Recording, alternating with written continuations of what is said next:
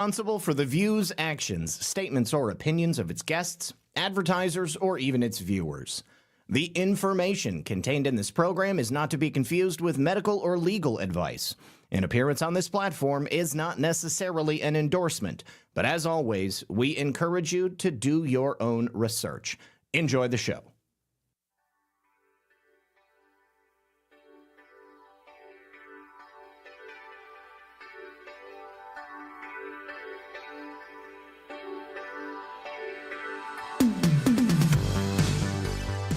Good evening, everyone. And, of course, welcome back. Well, you know what time it is. It's time for another very exciting episode of Red Pill News Live. And it looks like the ghosts of elections past are coming back to haunt the deep state.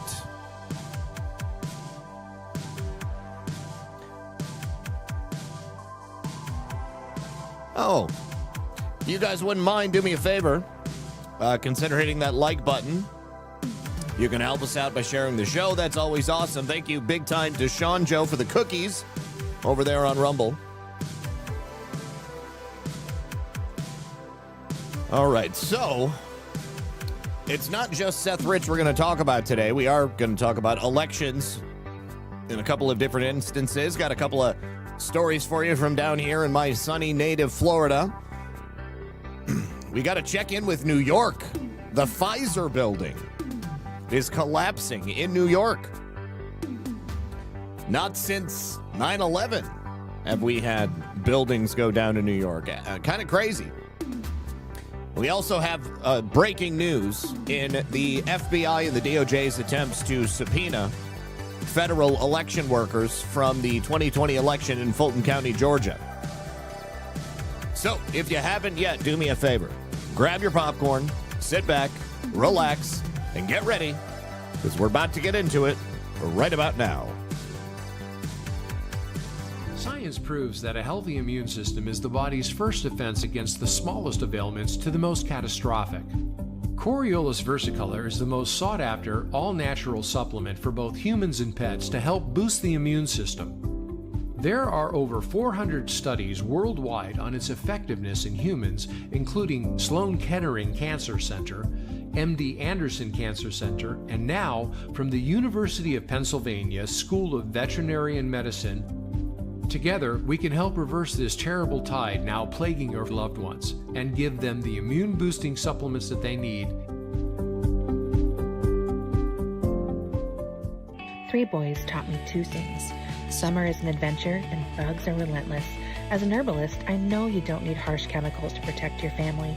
Here at Tamarack Garden, we've got you covered with natural sunscreen, mosquito and tick repellent that's even safe for your pets, a salve to draw out bug bites, and soothing sunburn cream, all made with the power of plants. Because we think summer memories should last longer than the bug bites. Tamarack Garden, protect your family naturally and eat your weeds. All right, thank you so much to redpillnews.petclub247.com. Link is in the description of this video, and thank you to tamarackgarden.com. Link is also in the description below this video. And thank you so much to everyone for tuning in to the program today. We do have lots to discuss. We are first going to begin with our daily pulse check on Mitch McConnell.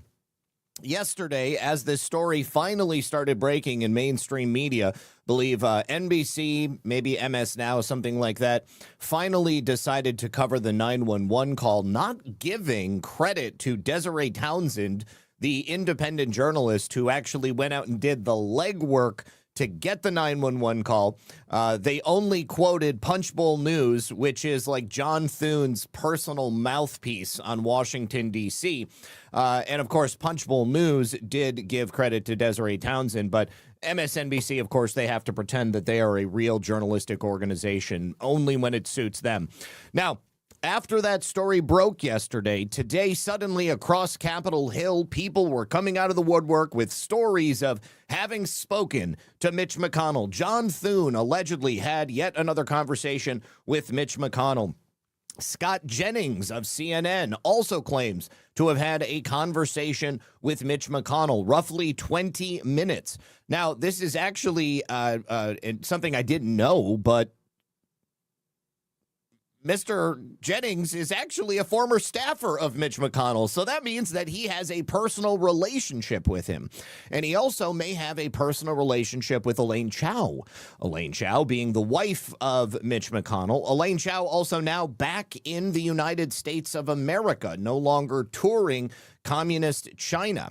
So anyways, I guess that he wanted to make sure that the rumors, the so-called conspiracy theories about Mitch McConnell's alleged brain death were true or not true. And he allegedly called Mitch McConnell, his good old friend Mitch McConnell, and he said they spoke for roughly 20 minutes. I'm just going to read you the entirety of the statement from Scott Jennings, and I'm going to read you a couple of other statements, and you tell me that they were not written by the same PR team. I spoke to my old friend Mitch McConnell this morning, the senior senator from Kentucky. He's still recovering in the hospital. We talked for just shy of 20 minutes about Iran, Ukraine, the unfolding situation in Maine, my visit to the Teddy Roosevelt Presidential Library, and even a little bit of Senate history. I told him we want him back at work as soon as possible. Now, I think everybody understands what this is. This is an attempt to get ahead of the story. They want to create the illusion that Mitch McConnell is alive. Allegedly, in my opinion, I believe that Mitch McConnell is dead. I simply don't see how it's possible. And I also don't understand how there was no proof of life for so long, and then all of a sudden, people really start paying attention and questioning whether or not Mitch McConnell is brain dead or not.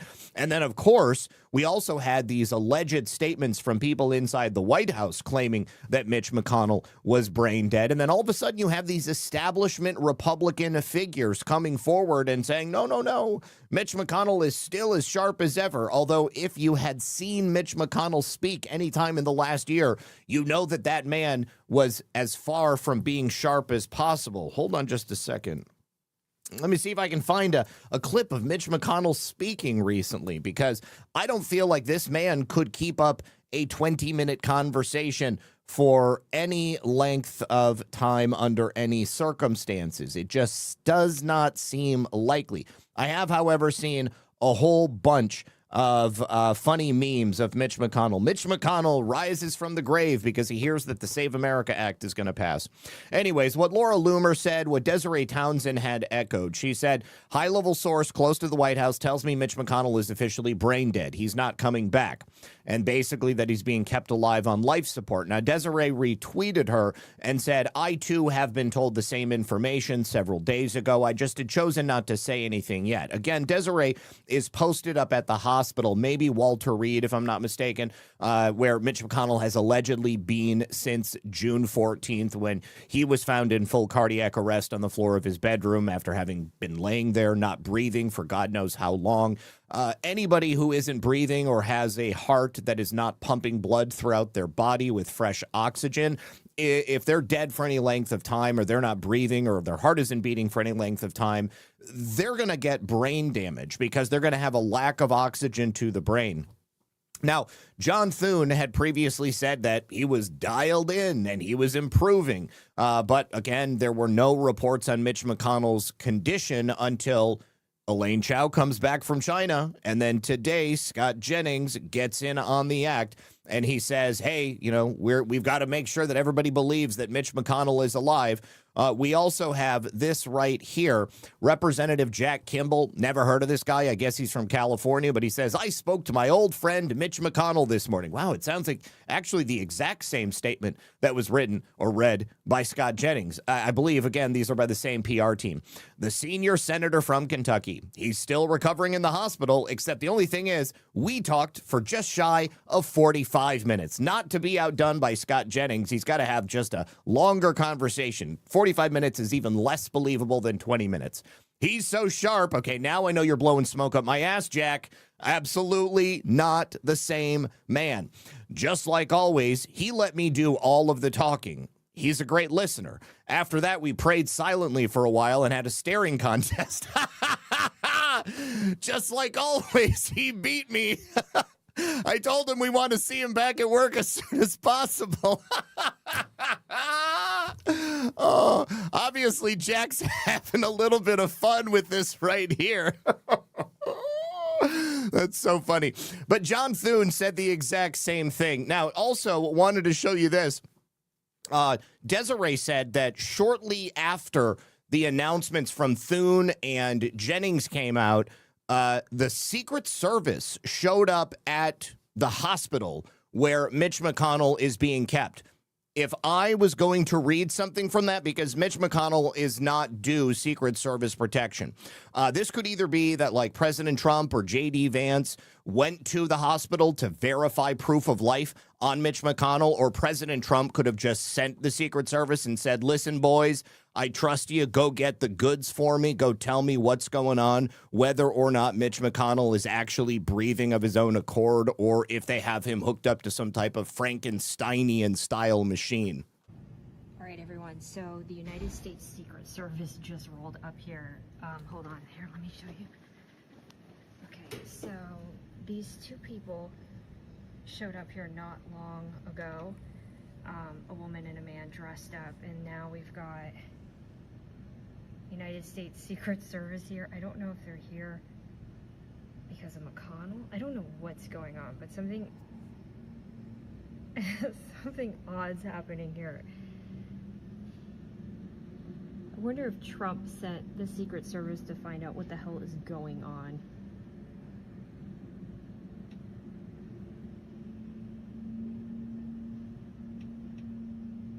Because at this point, I think we are all thoroughly confused.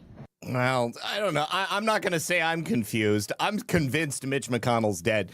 Here is another tweet from Desiree standing outside GW Hospital in Washington, D.C., just commenting. She says, my take on the alleged conversation between Leader Thune and Senator Mitch McConnell. Coincidentally, as I just said, it came not long after Elaine Chao returned to Washington.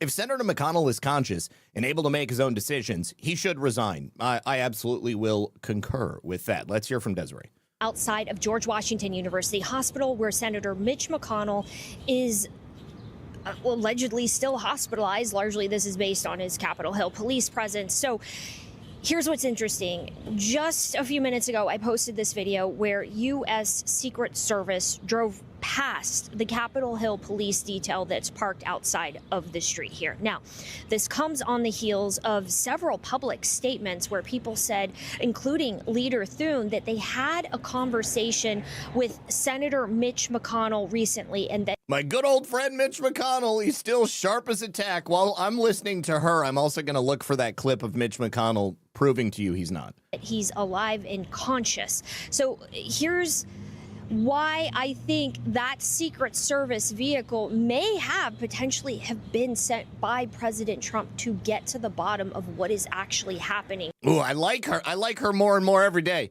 here, because the issue is Senator McConnell had an out-of-hospital cardiac arrest event based on the EMS audio, and the survival rate of an 80-plus-year-old having an out-of-hospital cardiac event and surviving is like 2%. Less than 5%. Now you take that and you add to it that we have not heard anything from Senator McConnell for over 3 weeks, and the timing of the statements by Leader Thune I find very suspicious, because we heard from sources that Elaine Chao just recently returned, presumably from China, a day or two ago. All right. Now, also keep in mind, since Mitch McConnell has been in the hospital, first of all, Elaine Chao was in China at the time that he allegedly coded. Elaine Chao did not return from China upon the knowledge and information of her husband of many years having a heart attack and being brought back from the dead. Instead, she continued on with her business of meeting with Chinese government dignitaries, also keeping in mind Elaine Chao is not a member of the U.S. government. So what the hell is she doing over there meeting with the vice president of China? I've always said that Elaine Chao was Mitch McConnell's handler. It seems more and more likely.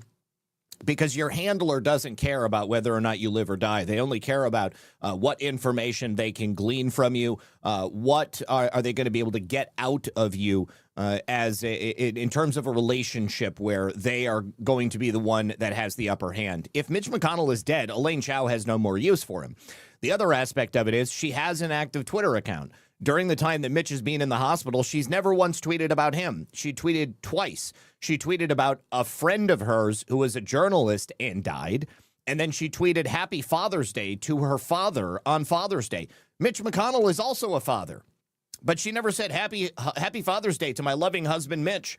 Happy Father's Day to my love of my life, my partner of 2 decades, Mitch McConnell. Nothing like that. She didn't ask for anybody to keep Mitch McConnell in their prayers. She didn't ask for a speedy recovery. She didn't give up any sort of announcements and say, my husband had a very scary medical incident and he's now convalescing in the hospital and we look forward to him getting back to the Senate so that he can not do anything. Nothing like that. And Mitch McConnell's daughter, the one that he had, I believe, with another woman, she has also deleted her Twitter account, or at least deactivated it. So the timing of these statements coming that I spoke with Senator McConnell on the heels of his wife just getting back from China, presumably, into the country, into Washington, D.C., is all extremely suspicious. And then you add to that, okay, if he's conscious, why can't he make a statement? Why can't we see a video? More importantly, why is Leader Thune not calling for him to resign? Let's say Senator McConnell has defied all the odds and he is conscious. Then resign. Allow Kentucky to kick off a special election. Allow Republicans and Democrats to put forward more viable candidates who have not been in the hospital twice in the past few months, both times presumably in the ICU. So for anyone out there, I implore you to keep digging into this story, because I find the timing of... Yeah, I find it very suspicious as well. Now, I played for you John Thune's original statement after Mitch McConnell's heart attack, but now here is another look at it with a bit of commentary from a body language analyzer that I actually watch. So he says, quick analysis of John Thune talking to Mitch McConnell. During this, well, first, let me play it for you first, and then I will read to you Julio's analysis. Senator McConnell, we're told it was hospitalized. Have you heard any word on him? I have. I spoke to him yesterday, and he was in good spirits. I mean, he was paying very dialed in, paying attention to what's going on, and indicated that he would be back soon. Why the fuck you lie? Why you always lying? All right. Body leans away. This is just his usual baseline throughout the interview. Head denies while words try to affirm. This is a contradictory red flag. Gaze averted down. He usually averts the gaze to the side instead. That's a yellow flag. Quick shoulder shrug to dismiss any concerns. Being dismissive is already suspicious. He was in good spirits. Vague remark that doesn't imply Mitch McConnell actually spoke. And then finally, the smirk, waiting to see Brett Baer's reaction to see if his words landed. Yeah, I don't think they're landing. I really don't think they're landing. Now, here's the... Now, I saw somebody in the chat ask if Mitch McConnell was being Dianne Feinstein. That man has been Dianne Feinstein for at least the last 3 years. He announced his retirement in February of 2025. And by February of 2026, he had handlers with him at all times. Mitch McConnell he's long since gone. This man's expiration date has passed. So if they do wheel out a cogent, a sharp, a dialed-in Mitch McConnell who suddenly starts talking about foreign policy and national security, I'm going to be looking at his ears. I'm not going to lie to you guys. I am going to be looking at every physical characteristic of whomever that is that they pull out, because I just do not believe it at this point. All right. Now, President Trump went to a NATO meeting in Turkey earlier today. And while he was there, he had a particularly productive meeting in Ankara with the president of Turkey, Erdogan. And while he was there, he announced that the United States is going to be lifting sanctions against Turkey. And he was very complimentary to Turkey. Turkey was one of the only NATO nations that actually assisted the United States during this entire thing happening with Iran. Now, I want you to hear President Trump. Well, first, let me play you I guess I'll read you President Trump's statements. We are lifting the CAATSA sanctions imposed on Turkey. We should not impose sanctions on our friends. And look at Erdogan's reaction. He has no idea that President Trump is going to announce this, but he's so sweet. I can tell you, we're going to be taking the sanctions off. Okay? I don't want him to waste his time answering that question because we're working very closely with Marco Rubio, very famous man, great Secretary of State, and It's like, oh, cool, dude. It was like, thanks, Donnie. I appreciate it, man. I can't tell you how much that's going to help my country. That's awesome. Oh, I absolutely love it. That's so good. Yeah, Trump knows exactly what he's doing. He does. The man is in control. You want to talk about somebody who's sharp. You want to talk about somebody who's dialed in. That's Donald J. Mother effing Trump, not Mitch McConnell. Walking corpse, weekend at Mitch's. All right, now, you guys may have seen this. You may have even experienced it. I did get some gas over the weekend. It did appear to be a little bit cheaper, but President Trump has apparently leaned on Walmart and a number of other gas retailers, and they have agreed to bring down the cost of gas. And for some reason, I just cannot get my ISO correct on this camera. I don't know what the deal is. All right. Now, what's even more interesting about that is that they have apparently opened up a string of Patriot gas stations. I think this is in Pennsylvania, but this is all related to the America 250 celebration. President Trump had already previously come forward and said that he was going to direct the Treasury and DOJ to investigate price gouging, and he told everybody, drop your prices for the great American people. There will be no gouging, which is totally illegal. And then President Trump also pressed on California. If you don't know, gas there on average is over $5 a gallon, which is better than $7, which is what it was before. But President Trump said pretty soon the tax will be higher than the product itself, and the United States will not stand for it, nor will the people of California who are being abused by these ridiculous taxes and by their own government. And then days later is when President Trump talked about the Freedom Fuel Network in Pennsylvania. He described it as a very smart retailer. And on July 3rd, they began lowering their prices because they love the United States of America. I've actually got some videos of people filling up at these Freedom Fuel Networks. If you're in PA, guys, or if you have gone through there and you've seen this, I would be interested to know if you actually went there and if it was just it looks like it might be a mobile station, to be honest with you. I can't tell because they covered up the branding everywhere. So anyways, he said this retailer is taking the lead and others should follow. We are proud to celebrate America's 250th birthday in the great Commonwealth of Pennsylvania, the birthplace of our very special one-of-a-kind Declaration of Independence, and where I won big in the presidential election. America has never been stronger than it is now, and gas prices will soon be back to record low prices Americans enjoyed at the pump before our very successful excursion in Iran. Happy birthday, America.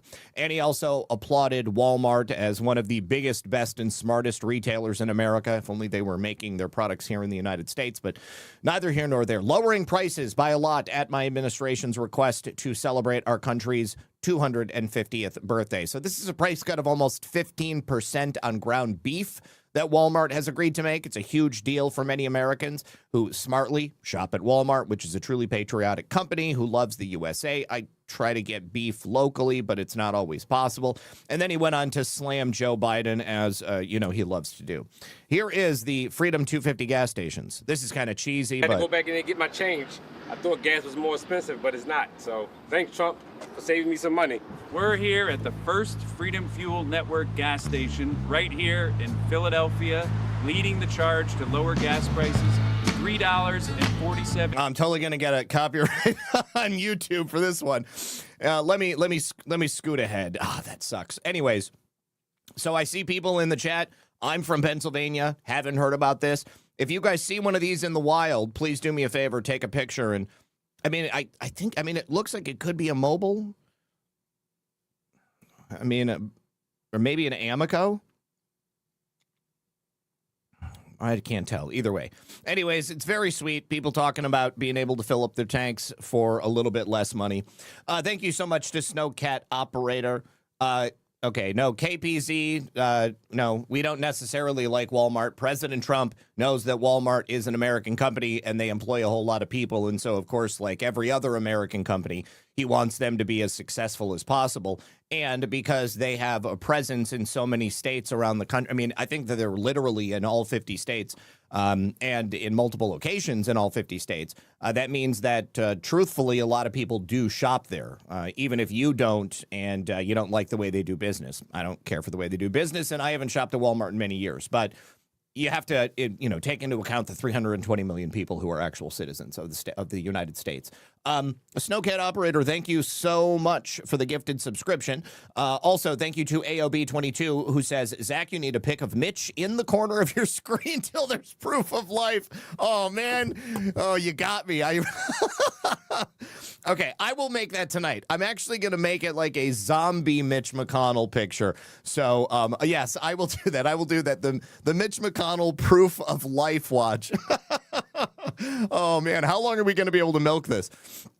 And then Doc from Amish PA says Mitch McConnell is cogent, probably the best version of Cocaine Mitch ever.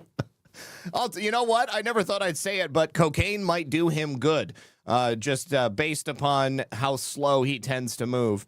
Anyways, let's continue on here. I got to go into some news in Florida. So a couple of years ago, you guys, during the 2024 election season, I told you about a local scandal we had here where a Democrat-aligned organization put together this fake Republican voter guide.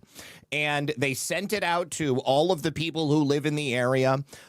They were essentially trying to convince Republican voters to vote for the bad candidates or candidates that I guess maybe that we wouldn't have otherwise voted for. And there were plenty of people who received these voter guides in the mail, and they thought that people they trusted were telling them, these are the candidates you should vote for. Well, I haven't heard anything about this for a couple of years now, and I didn't even think that I was going to hear anything about it ever again. But in in St. Johns County, they have just charged county commissioners and a former St. Augustine mayor. They've been charged in connection with the creation of this fake voter guide and the way they distributed it. And the charging documents were just filed yesterday. I'm kind of shocked, but I'm glad to see it. So let's take a look at some local news on it. Major update tonight on a case involving a fake voter guide in St. Johns County. Thank you for staying up with us for First Coast News at 11. I'm Heather Crawford. And I'm Anthony Austin. We have confirmed tonight 2 St. Johns County commissioners and a former St. Augustine Beach mayor facing charges in connection to that case. In 2024, phony voter guides were mailed to homes across the county, and those fake voter guides looked very similar to the official voter guide from the St. John's Republican Party. But the phony guide endorsed a completely different group of candidates. Now, 2 years later, after a Florida Department of Law Enforcement investigation, the state attorney's office is charging sitting St. Johns County Commissioners Sarah Arnold and Christian Whitehurst and St. Augustine Beach City Commissioner and former Mayor Dylan Rumrell with conspiracy and unauthorized voter guide. This is according to the state attorney's office. Nice. I am so stoked about this. Yeah, okay, so somebody was asking in the chat if we shop at Target. We don't regularly shop at Target. If I have to shop at Target, I will. There are times where it's convenient for me to go to Target. I don't love shopping at Target. I mean, like, there's plenty to not like about Target personally. I mean, in terms of like their corporate governance. But in terms of like grocery shopping, generally for groceries, we just go to Publix. Publix is like the local Florida grocery chain. And basically you turn in any of the 4 cardinal directions and throw a stone and you're going to hit a Publix. They're pretty much everywhere. And then we also have a couple of local organic farms that we get stuff from, whether it could be meat, could be, chicken, beef, bacon, could be eggs, could be raw milk as well. The spokespeople for their legal team sent us this statement saying, quote, "These allegations have lingered for nearly 2 years in the hands of various government agencies." The statement goes on to say, with formal charges now filed, Arnold, Whitehurst, and Rumwell look forward to the conclusion of this matter and will have no further comments at this time. A judge today also issued an arrest warrant for a campaign consultant, 35-year-old Brianna Jordan, for those same charges, as well as a felony charge of tampering with evidence. Florida Representative Kim Kendall, a Republican who represents St. Johns County, pushed for an investigation and says she's relieved the state attorney's office is filing charges. I have progressively seen it over the years where more and more lies happen and more slander, and it just keeps escalating. And this is some sort of sham that was trying to be executed to trick all the voters. And if we don't have election integrity, we have nothing. Boom. I mean, that's it right there. Oh, dude, the Publix fried chicken is really good. It is super good. Yeah, they definitely have good stuff. And McGriff, yeah, good to see you out there too. Good to meet you at Gart as well, my friend. All right, now, cannot wait to keep up with this trial to see where these charges go. Are these people just going to plead guilty and take a plea deal? Anyways, yeah, I'm very excited about this. Anytime I got local election integrity stuff, it gets my my berries humming. Now, also local to Florida, do you guys remember the 2018 election cycle when Ron DeSantis was nearly defeated by Democrat Andrew Gillum?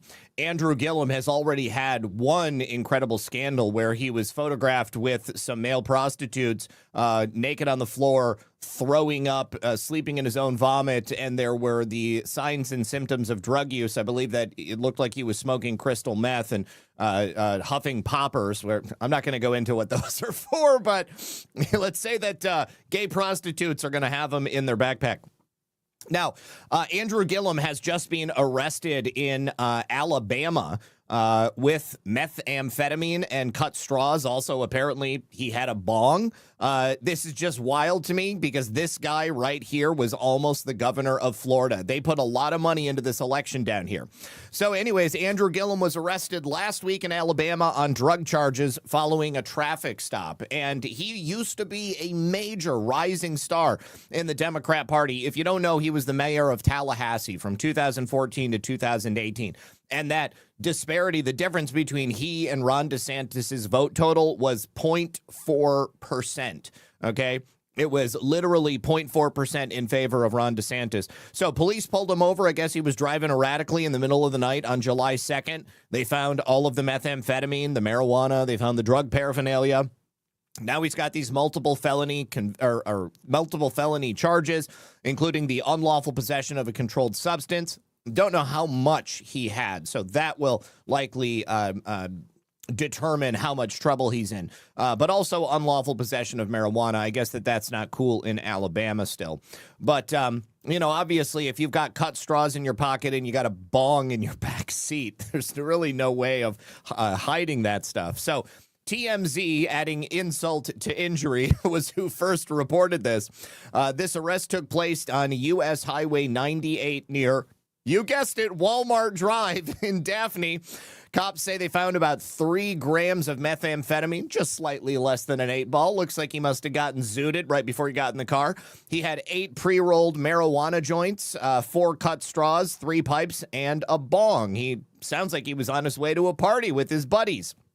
Now, the incident that I referred to previously, where he was found passed out in a pool of his own vomit with his pants down and a bunch of gay prostitutes. That was when he and 2 other men overdosed in a motel room back in 2020.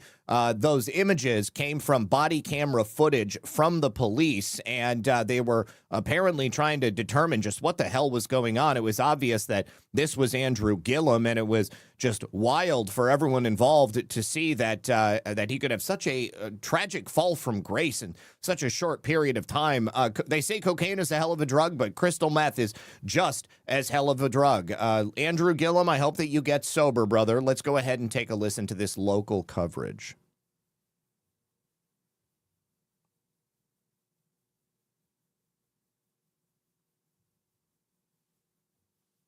Okay. our headlines today, we have breaking news out of Baldwin County. Former Florida gubernatorial candidate Andrew Gillum was arrested in Daphne last week. Daphne police say they pulled the car he was driving over for erratic driving near North Main Street on July 2nd around 10:45 p.m. Police say while he was like this, he's like rubbing his head, scratching, trying to scratch his back, moving the wheel all erratically. Searching his car, they found a glass pipe on the center console, several rolled marijuana cigarettes, and 3 packages of substance that tested positive for meth. Oh, it was in 3 separate packages. That could indicate that they might charge him with distribution, possession with intent to distribute at a later time. That's going to be up to the prosecutor, but you know, you could make the argument that having your crystal meth in 3 separate 1-gram bags is just an effort to make sure that you don't do all of it at once. Although it's a lot less likely that somebody on crystal meth is going to do all of that at once, because that could literally kill you. You know, you do too much crystal meth and you're not going to just not go to sleep. You're probably going to enter some form of psychosis, start hallucinating, and then maybe have an aneurysm or a heart attack. Gillum is charged with unlawful possession of a controlled substance, second-degree possession of marijuana. We will keep you updated on this story. Man. So anyways, according to the original incident report, we had all of that information that I previously this is what I was looking for. This is the March 13th, 2020 incident where police attempt to interrogate the half-dressed male prostitute. Oh, there's also pills everywhere. That's right. While you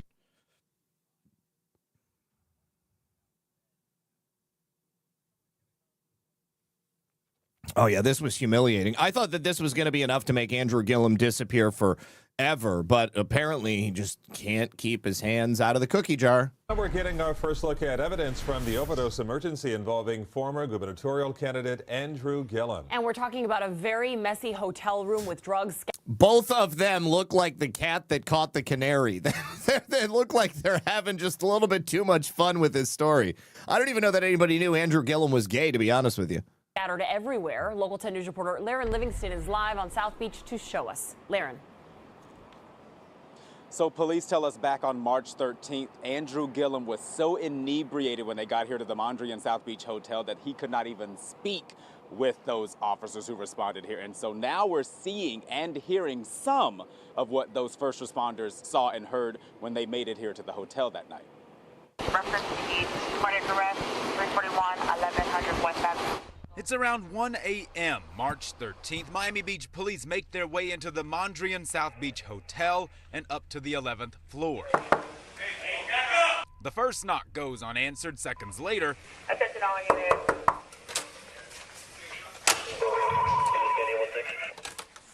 that's when things literally get blurry for privacy reasons.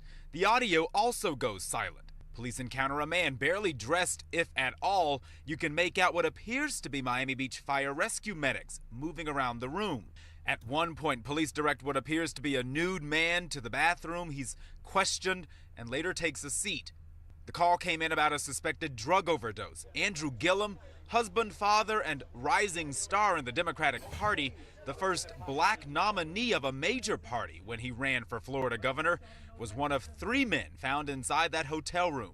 Police say Aldo Mejias came back to the room where he found Gillum and Travis Dyson under the influence of an unknown substance. Gillum, who'd reportedly been found vomiting in the bathroom, was later allowed to leave the hotel to go home.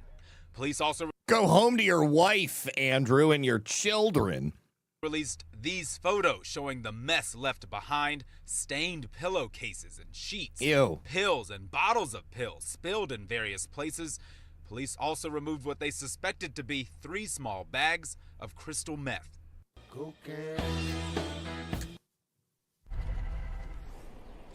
Police say those suspected drugs were eventually impounded. No criminal charges were ever filed, and Gillum claimed he was here in South Florida for a wedding. He has since apologized and says he never has used methamphetamines, but he did say that after that unsuccessful bid for governor, he did fall into depression, started abusing alcohol, and he has since entered into rehab. We reached out to all.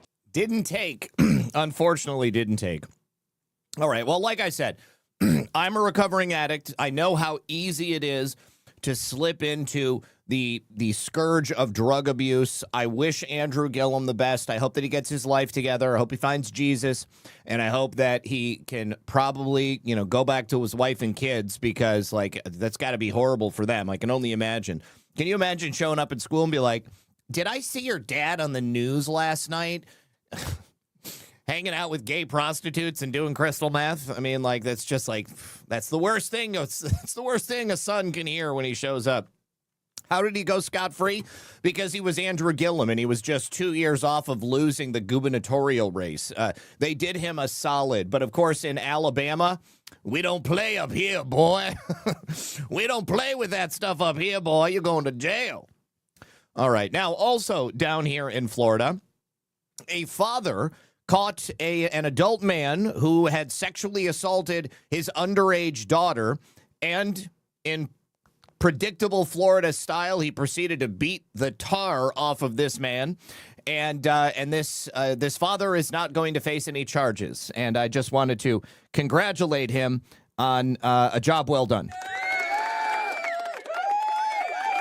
All right, so this guy, justifiably angry, he is getting a lot of attention because most people in his situation would have at least wanted to do the same thing, if not have actually done the same thing. So in the arrest report, a father discovers Snapchat messages between his underage daughter and this 25-year-old man by the name of Anthony Groves. He's from Ocklawaha.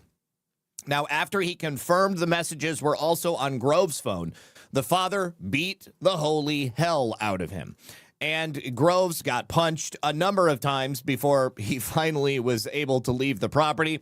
The incident occurred at this home in Marion County. It was on the 4th of July. Police investigators from the Marion County Sheriff's Office spoke to this young girl. She revealed the terrifying truth. Groves had subjected her to horrific abuse on multiple occasions. And not only did he sexually batter her, he also sent images of his genitalia to her. So he has committed multiple felonies here. She revealed Groves had sexually battered her a total of 5 times and sent these 2 explicit videos over the course of the last month. Groves couldn't lie, so he admitted to the abuse after he was confronted with the evidence. But at first, he did try to just say that the 2 were only friends. Yeah, that's totally normal. 25-year-old men hanging out with underage girls in their early teens. Yeah, totally not anything to be concerned about. So he was never going to get away with this. I thought we maybe had some footage of it. But here's the kicker right here. All right, Groves was arrested on Sunday. He's been charged with 5 counts of sexual battery on a victim between 12 and 16. He's got 1 count of transmission of harmful material to a minor, and then also the count of luring a child. He was booked into the Marion County Jail on a $100,000 bond. No charges are being filed against the father at this point. Now, considering this is Florida and not California, it's likely going to stay that way. This man is lucky he's still alive, and the father did the right thing.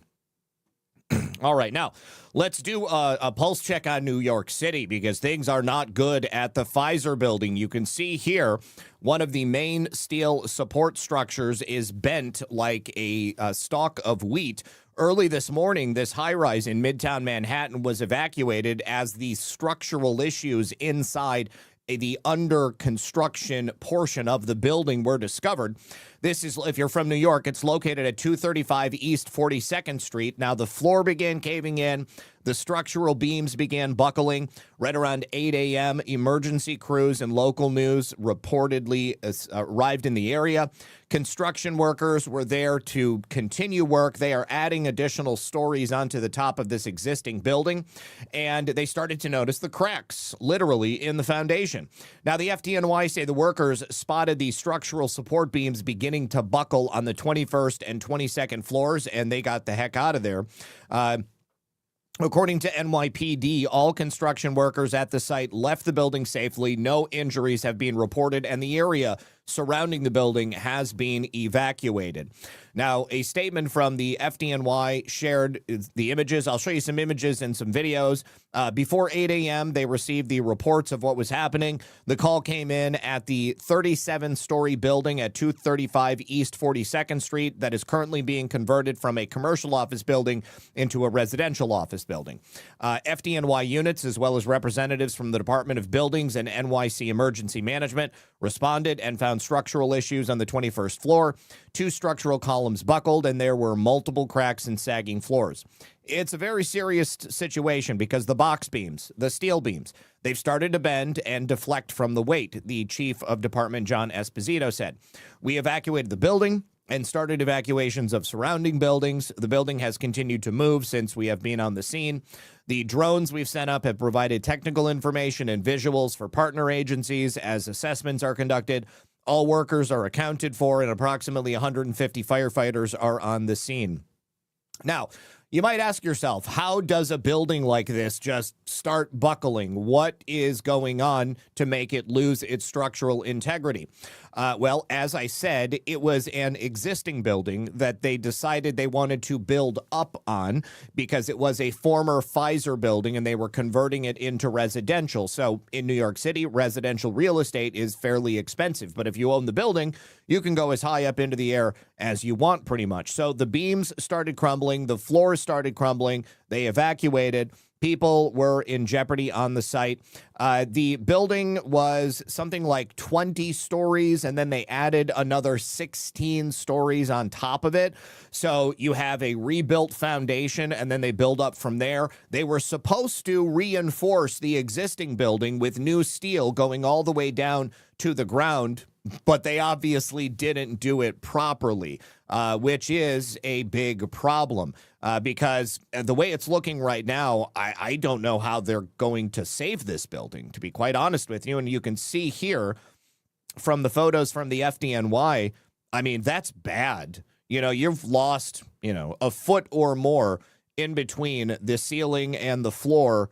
And in here from the outside, you can see kind of, it's like it's starting to sag, like right in the middle here. And right this support beam, where my mouse is right here, just before this open area on the terrace, this is the beam underneath which we have started to have buckling. And it is structural support beams all along this entire floor. And take a look at this. I mean, this is a very obvious picture. It's like the entire side of the building, it's just starting to slough off. And it's on, maybe about a 10-degree angle from where it should be. So, yeah, I think this building has had it, bros. I don't see how they're going to save it. Let me see. I think we might have. Yeah, here is video from one of the construction workers on the inside. So what happened was they did not shore up the job correctly. The beams started crumbling, the floor started crumbling, and we had to evacuate, and they might potentially evacuate the other side. So, just putting members in jeopardy and putting workers in jeopardy, you got to do the right job, and you got to do that every. They might get the workers out of the other side. I mean, I'm just, maybe I'm superstitious, but if one half of your building is starting to fall down, I would think you'd probably want to evacuate from the other half. That's just me, though. Cliff, can you walk us through the project here for people at home not familiar with this building? What was going on? This was a total renovation. So they came in, they gutted the building. I believe it was 20-something stories, and then they wanted to add another 16 to it. So you have to rebuild the foundation of it and then go up from there. And they obviously did it incorrectly. The understatement of the century, Cliff. Understatement of the century. Here is some more footage from the ground. Things are starting to get chaotic.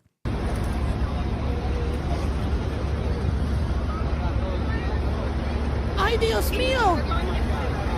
¡Ay, Dios mío! I wouldn't even want to be around, bro. I mean, do these people remember 9/11? Anybody that was present on 9/11, if you were within, 100 yards of that building, if that thing comes down, that's obviously going to be real bad. Here is a closer look from NBC4 in Midtown Manhattan. This was taken by one of the construction workers. Can you imagine? I can't wait to talk to Brad about this. I'm sure he's going to have a lot of thoughts about it. But Flex Seal. Just wrap some Flex Seal tape around it and you'll be fine. So can you imagine showing up to work and you take a look, you're like, hey, Jimmy, are the structural support beams supposed to look like that? I don't think so. We should get the hell out of here.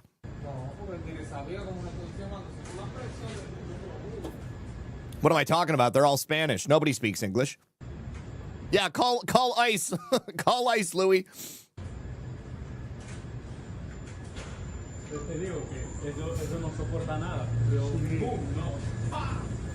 How funny would it be if it turns out that the company who owns this building hired a construction crew that was running illegal aliens and who used either cheap steel or like cut corners and didn't put reinforcements in where they were supposed to because they were trying to save more money on the back end so that they could walk away with a big wad of cash? I mean, how crazy would it be?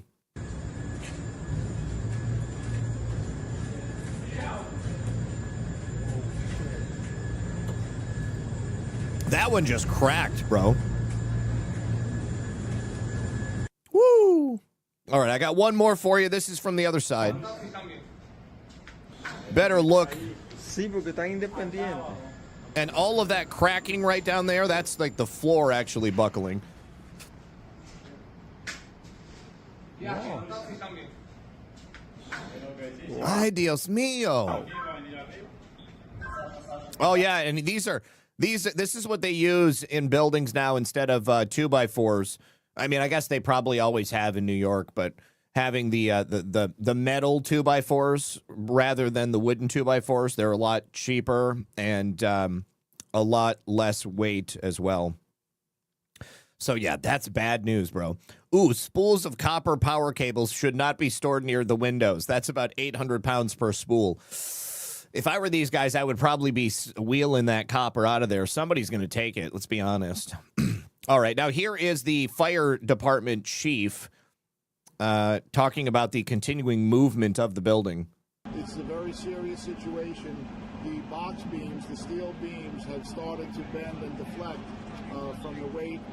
We evacuated the building and started evacuations of surrounding buildings, and the building has continued to move since we've been on the scene. We have a frozen zone and a collapse zone set up, and we are working with the buildings department and the building engineer to make sure that this is safe for our people and for all New Yorkers. We have specialized tools that we can watch the building from and see movement even in centimeters or fractions of an inch. And since we arrived on the scene and put that in place, we have seen continual movement. It does mean that it is not yet stable. It is still a very serious and dangerous situation. Yeah. Is it Chinese steel? Are they using the Chinese tofu dreg construction method? Who knows? All right, you guys. Before we continue with a little bit of information on the courts, I do have a very brief message from our friends over here on Rumble. If you haven't yet, please consider hitting that like button. I've got a couple of thank yous that I need to go through on Rumble and on Pilled as well. But before I do, America has just hit a major milestone, the 250th birthday. The fireworks might be over, the cookouts are finished, and the flags are slowly coming down if you are not a patriot. But America's story is still worth teaching. So this year marks the 250th birthday, and there has never been a better time to teach your kids and help them understand their people, the principles, and the sacrifices that actually built this country. So that's why we wanted to tell you about the free guide called The Kid's Guide to America's 250th Birthday. It's going to take those kids back to the birth of our nation, introducing them to the Founding Fathers, the signing of the Declaration of Independence, and the incredible courage that it took to fight for the freedom that we all currently enjoy today. Even if you're a commie and you live in the United States, this freedom is yours. Now, instead of a dry history lesson, this guide is going to be filled with engaging stories, colorful illustrations, and fascinating facts that make learning about America both exciting and memorable. And if you want your kids to understand the 4th of July is about a lot more than just fireworks, that it's about freedom, responsibility, and the incredible story of our nation's founding, this is going to be a great place to start. But the best part is you can get the Kid's Guide to America's 250th birthday completely free with this special offer. All you do is pay the $2 for the shipping and handling. So head on over to freeusabirthday.com. Once again, that is freeusabirthday.com to claim your free guide today. The celebration might be over, but America's story is still being written, so make sure the next generation knows how it began. Thank you very much. You can use that QR code on screen if you're on Rumble, or the link that you see below, any other platform. Head on over to freeusabirthday.com. Thank you. Now, let me say thank you very much to M the Painter. No, they don't remember 9/11. They're all new to the USA. Very few weren't here on 2001. You're probably correct.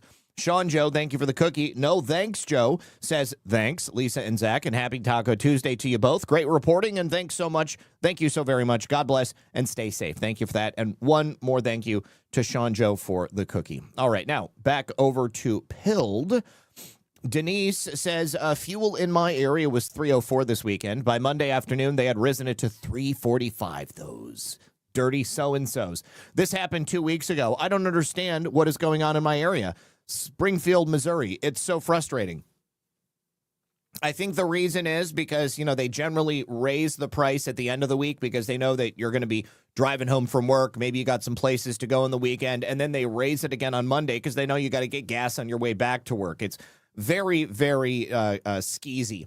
G. Fontez, good to see you, buddy. He says, Pfizer either learning the hard way that illegals may not be the best construction workers or may be trying to find an insured escape plan from New York City and their costly building.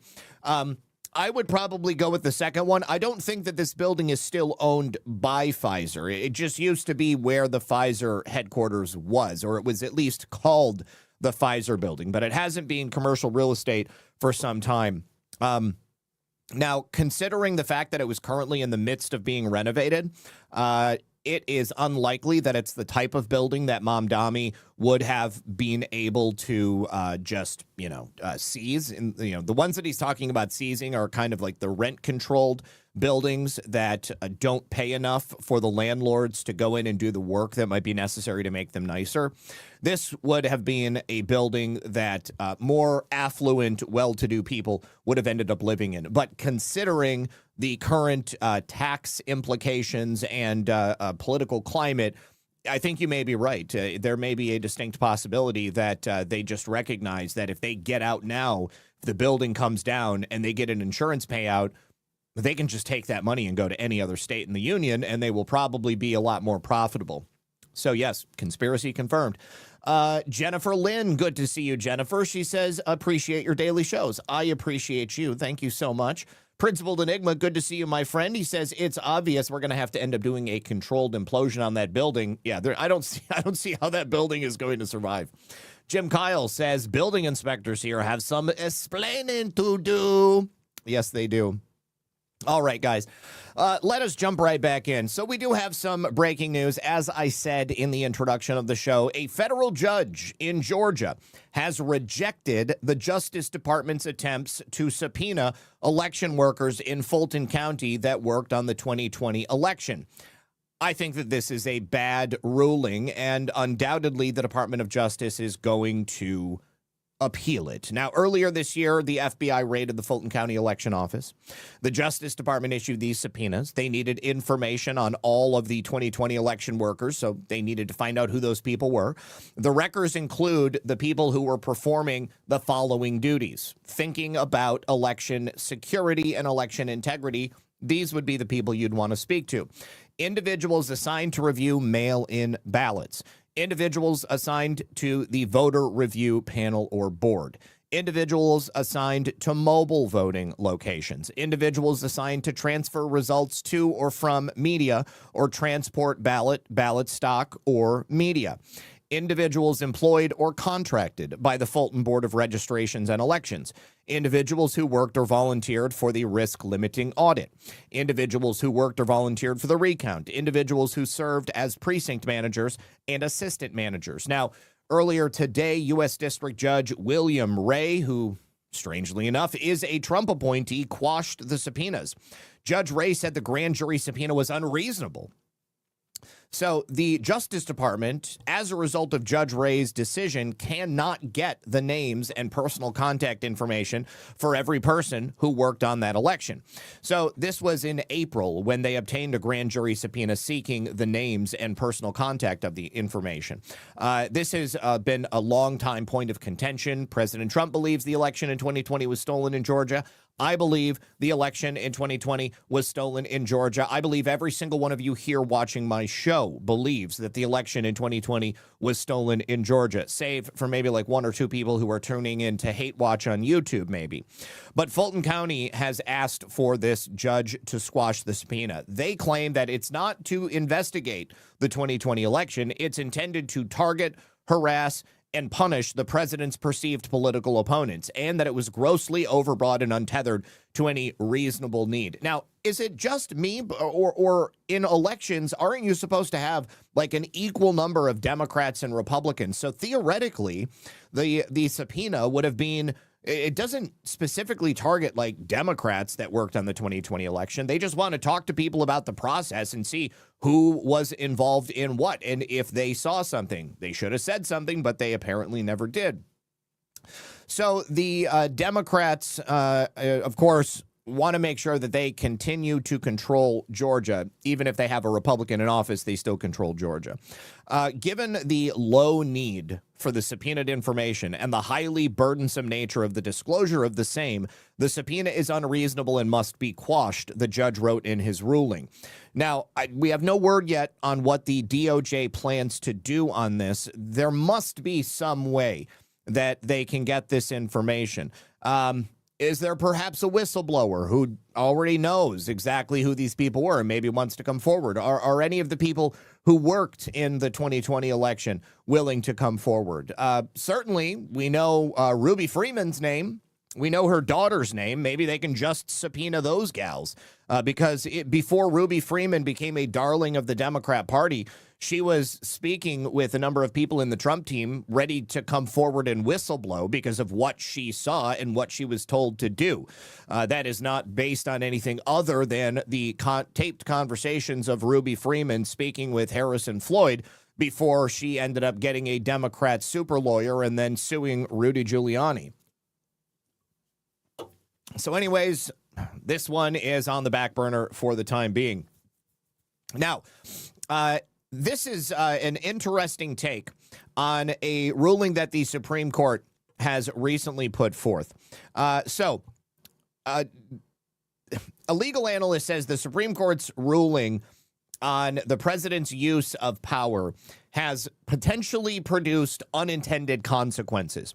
So, normally, if there was unrest or there was some problem, the president would have just deployed the National Guard. The Democrats fought tooth and nail to try to stop the National Guard from being able to come in.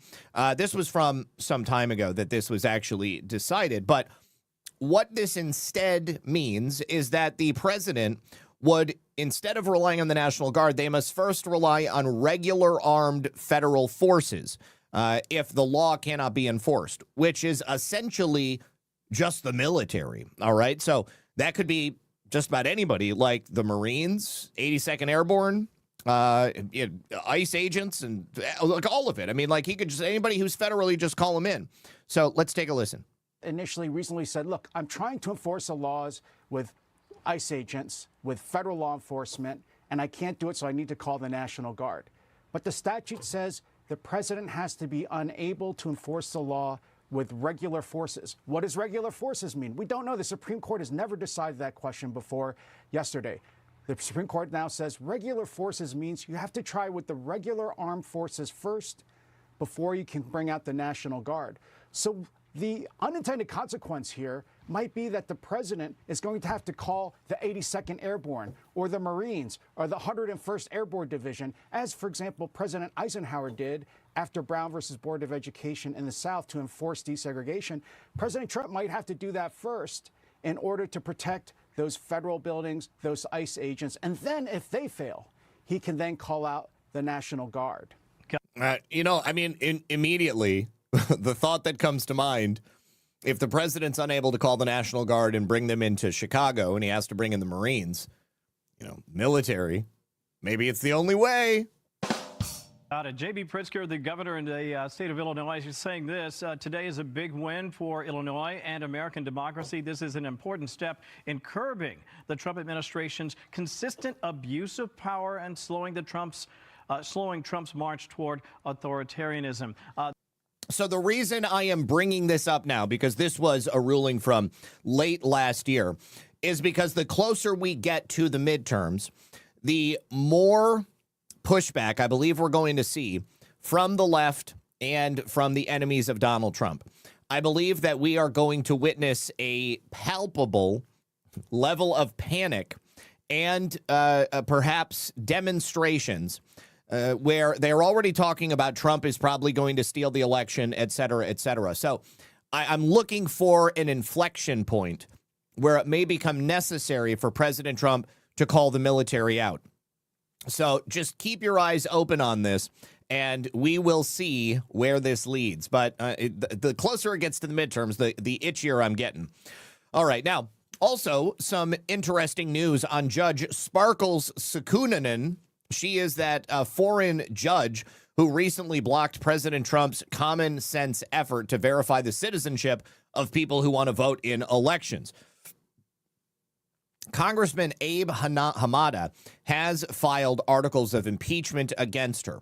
Will the House and Senate find the balls necessary to actually hold this rogue judge accountable? I don't know, but if you'll remember, I've reported on Sparkles on a number of occasions. She lied during her confirmation hearing. At the very least, she has committed ethical violations, but the rulings that she's made from the bench have been overwhelmingly partisan and anti-America first. Abe continues here saying it was a blatant and unlawful subversion of the president's executive authority and a direct assault on election integrity. Judges who weaponize their bench to interfere with the president's constitutional duties must be held accountable. So he filed these articles of impeachment against her. And it remains to be seen whether or not the House is going to take the actions necessary. I would have thought that any number of judges up until this point, they already should have been impeached. They already should have been removed. But apparently these people in Washington, D.C. just love their corrupt judges. Let me say thank you to Patrick D35. We know two of their names. That tapioca brain Biden gave the medals of freedom to. Yeah, that was Ruby and her daughter. Yeah. Lee Walden says, ahoy, Zach, Miss Lisa, and all of you fellow old pirates. Happy anniversary, another America trip around the sun. I'm looking forward to the executive order 13884819 13818 on 9/12/2018, my birthday, which we know. Excellent. Looking forward to it as well. Happy birthday when it comes around. Principal Enigma, the court's decision once again is upside down. This is definitely against the spirit of the Constitution. It is fully an outrageous decision, just as many of these decisions are nowadays. All right, so late last night, I talked about this with John on Baseless Conspiracies. There was no way I was going to do an episode of Baseless Conspiracies and not talk about a conspiracy of these proportions. But Seth Rich has long been an inflection point among the truth movement, okay? You go back to the original election of Donald Trump, the 2016 election season, the WikiLeaks files, and the untimely murder of this low-level Democrat staffer. Two things which we are told had nothing to do with each other, although I think it's pretty clear that Julian Assange head-tipped to the fact that Seth Rich was the WikiLeaks leaker. Now, allegedly, that's my opinion, and I got to be really careful because his parents sue just about anybody who makes the claim that he actually was the WikiLeaks leaker, but I got to be very careful. His brother is very litigious, too. No disrespect to his family, but his family have the same group of Democrat lawyers as Ruby Freeman and her daughter. So Ty Clevenger is a lawyer. He's been at the forefront of trying to force the FBI to give information that they have about Seth Rich. Every couple of years when I bring you new information about the Seth Rich case, it's always as a result of Ty Clevenger's legal efforts. I said at GART that I really wish that there were more people in our movement, good people, moral people, people with an eye towards justice would go to law school and become lawyers. I'm talking about people like Ty, people who spend their time using what they've learned to dismantle the system from within. Yeah, we've got a lot of bad lawyers out there, but I don't think that there are any bad lawyers watching my show. And the ones that I know are watching my show are doing things like Ty Clevenger.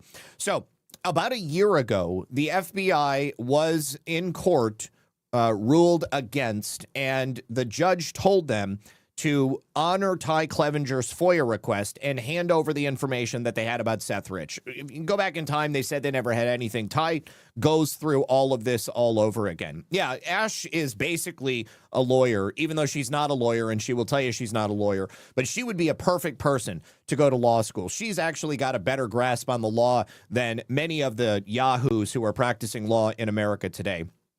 So last night he tweets out, Seth Rich update.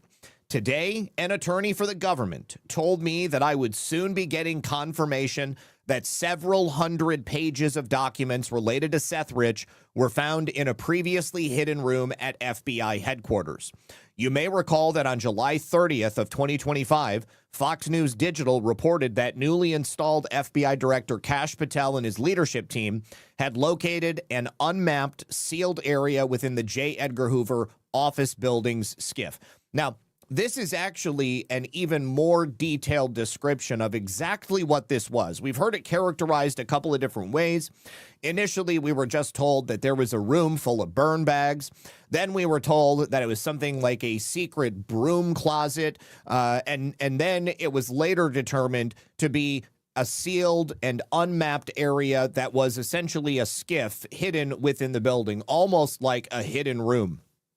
Now, I've said before, it seems highly unlikely to me that that would be the case. However, stranger things have happened. You know, I think it's more likely that a good agent within the FBI, as all of this stuff was going down over the last 10 years, took papers that were definitely going to be destroyed, made copies, and then hid them away someplace or held on to them so that they could then be given to a good administration for declass and revelation at some point in the future.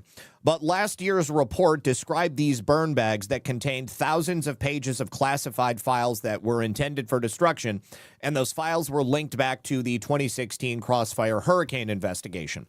Now, why would Seth Rich files be included with Crossfire Hurricane investigation pages? Well, it's because they're essentially part of the same investigation.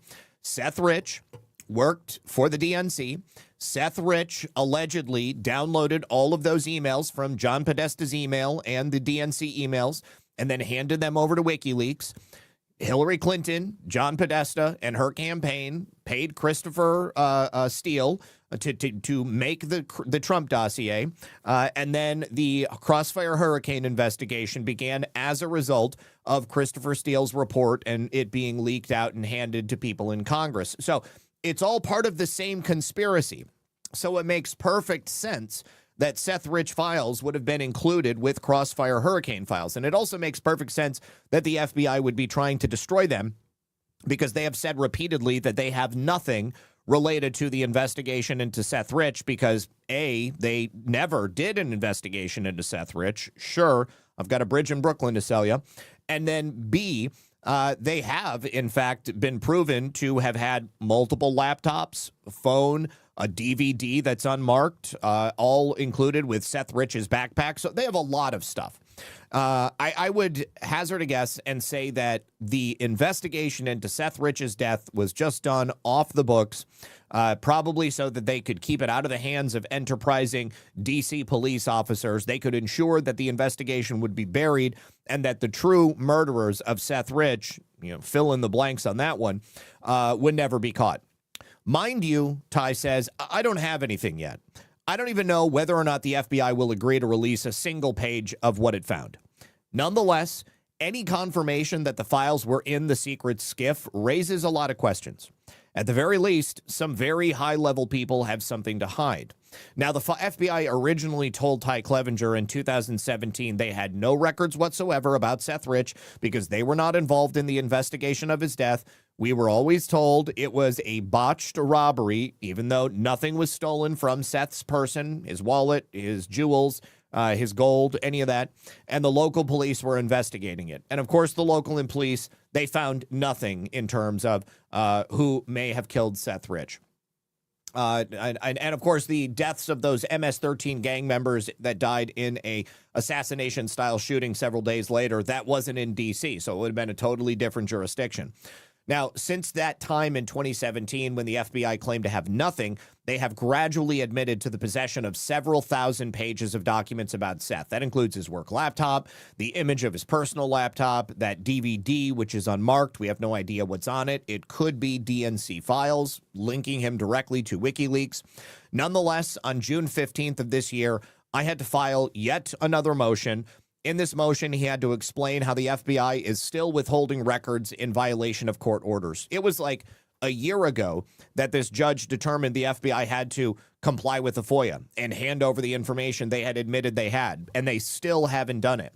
So I don't know why that's still happening. I don't know why, since Kash Patel took over, they have not begun the process of revealing this stuff, but like, let's get on it, boys. I mean, Kash Patel could gain a significant amount of goodwill from people who have lost faith in him if he was to reveal something like this.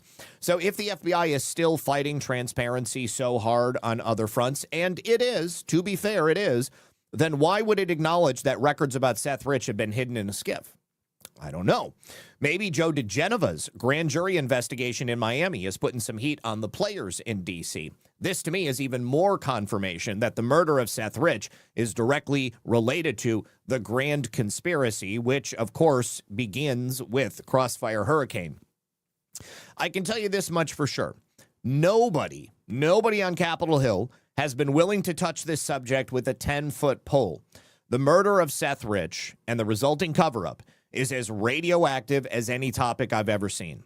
I hope that changes soon, and I'll post updates as soon as I know more. By the way, I'm not suicidal, and I feel great.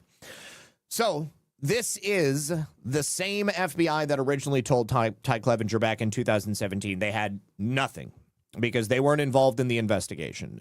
They also agreed with the assessment of the D.C. police that it was simply a botched robbery. Again, despite the fact that nothing was stolen from Seth Rich, his laptop, his backpack, his wallet, his bracelet, his chain, his phone, everything was there. The only thing that seems to have been taken from Seth Rich is his life. So over the years, through these relentless filings that Ty has brought to the court, FOIA litigation, court pressure, the FBI has gradually revealed that, we actually do have a lot about Seth Rich. And for an agency that did no investigation, the fact that they have thousands of pages of documents related to Seth Rich, including a whole host of investigative items, like all of those things that I mentioned, his work laptop, the image of his personal laptop, the DVD with God knows what on it. The fact that they've admitted all of that would seem to indicate that considering this is a new administration, maybe they're willing to reveal it. But the fact that they still are fighting to reveal it, even in the face of multiple court decisions, they are in violation of the judge's orders. I don't know why the judge isn't holding them in contempt. So the stonewalling continues. Now, this is a brief rundown. April of 2025, Ty filed a motion to hold the FBI in contempt because they had systematically violated the court orders to hand over Seth Rich records. In December of 2025, Ty blasted the FBI for the 9-year cover-up. They still had not handed over the records. And then as early as February, even under FBI Director Kash Patel, the FBI is still declining to hand over all these records. So it was June 15th that Ty handed in another motion laying out how the court continues to violate their order. And so maybe now that the DOJ is admitting to Ty that he's about to be told this and that these files are finally going to be revealed. I don't know. Okay, maybe they wanted to wait until Todd Blanche was in there. maybe there was something else that they were waiting for. There's a lot going on that I am simply not privy to. If I was running the government, I'm a simple man, okay? There's probably a whole lot that I would do that President Trump and all these people wouldn't do, and I might screw a whole bunch of stuff up, but it would be fun for a little bit. Anyways, let's see. Moving on from that, let me say thank you to Darla. Thanks again, Zach and Lisa. Hope you had a fantastic 4th of July weekend. We did. I hope you did as well. Thank you to Sean Joe for the cookie. Thank you to Jay for the 117 gold pills. Thank you to Darla, who says, Seth's family deserves justice. We all know MS-13 thugs were hired by DC thugs. Filter Dog also says, why were Donna Brazil and Muriel Bowser at the hospital to see Seth Rich? I don't know that they were there to see Seth Rich so much as they were there to see his body, because he was already dead by the time he got there. But yeah, you're right. They were both at the hospital, and Donna Brazil had alleged that she was out of town that night. So yeah, there are too many suspicious circumstances surrounding the unfortunate and untimely death. Matt Couch is certainly one of the investigators on Seth Rich, but he does not currently have anything to do with that investigation, because there was, I'm sorry, I don't know how much I can say. Let's just say that there are things that forced Matt to stop investigating Seth Rich in the way that he was. I'm friends with Matt, so I can tell you about it. Chicago Brew, I mean, why is it that you think Seth Rich is not dead? I mean, you know, and I'll be happy to, you know, get evidence from you. But, you know, I mean, people say things like that all the time, and never seen any evidence to suggest that Seth Rich is still alive. You know, I appreciate your confidence, though. Principal Enigma says, I sat in an Arizona district courtroom and watched a friend who is not a lawyer successfully defeat 4 fraud charges that would have been felonies. His lawyer, who was required to hire, did zip 1 to 2. If you know the Constitution, the rules of the court, you will be in, and the law you're being charged with, you can win sui jury.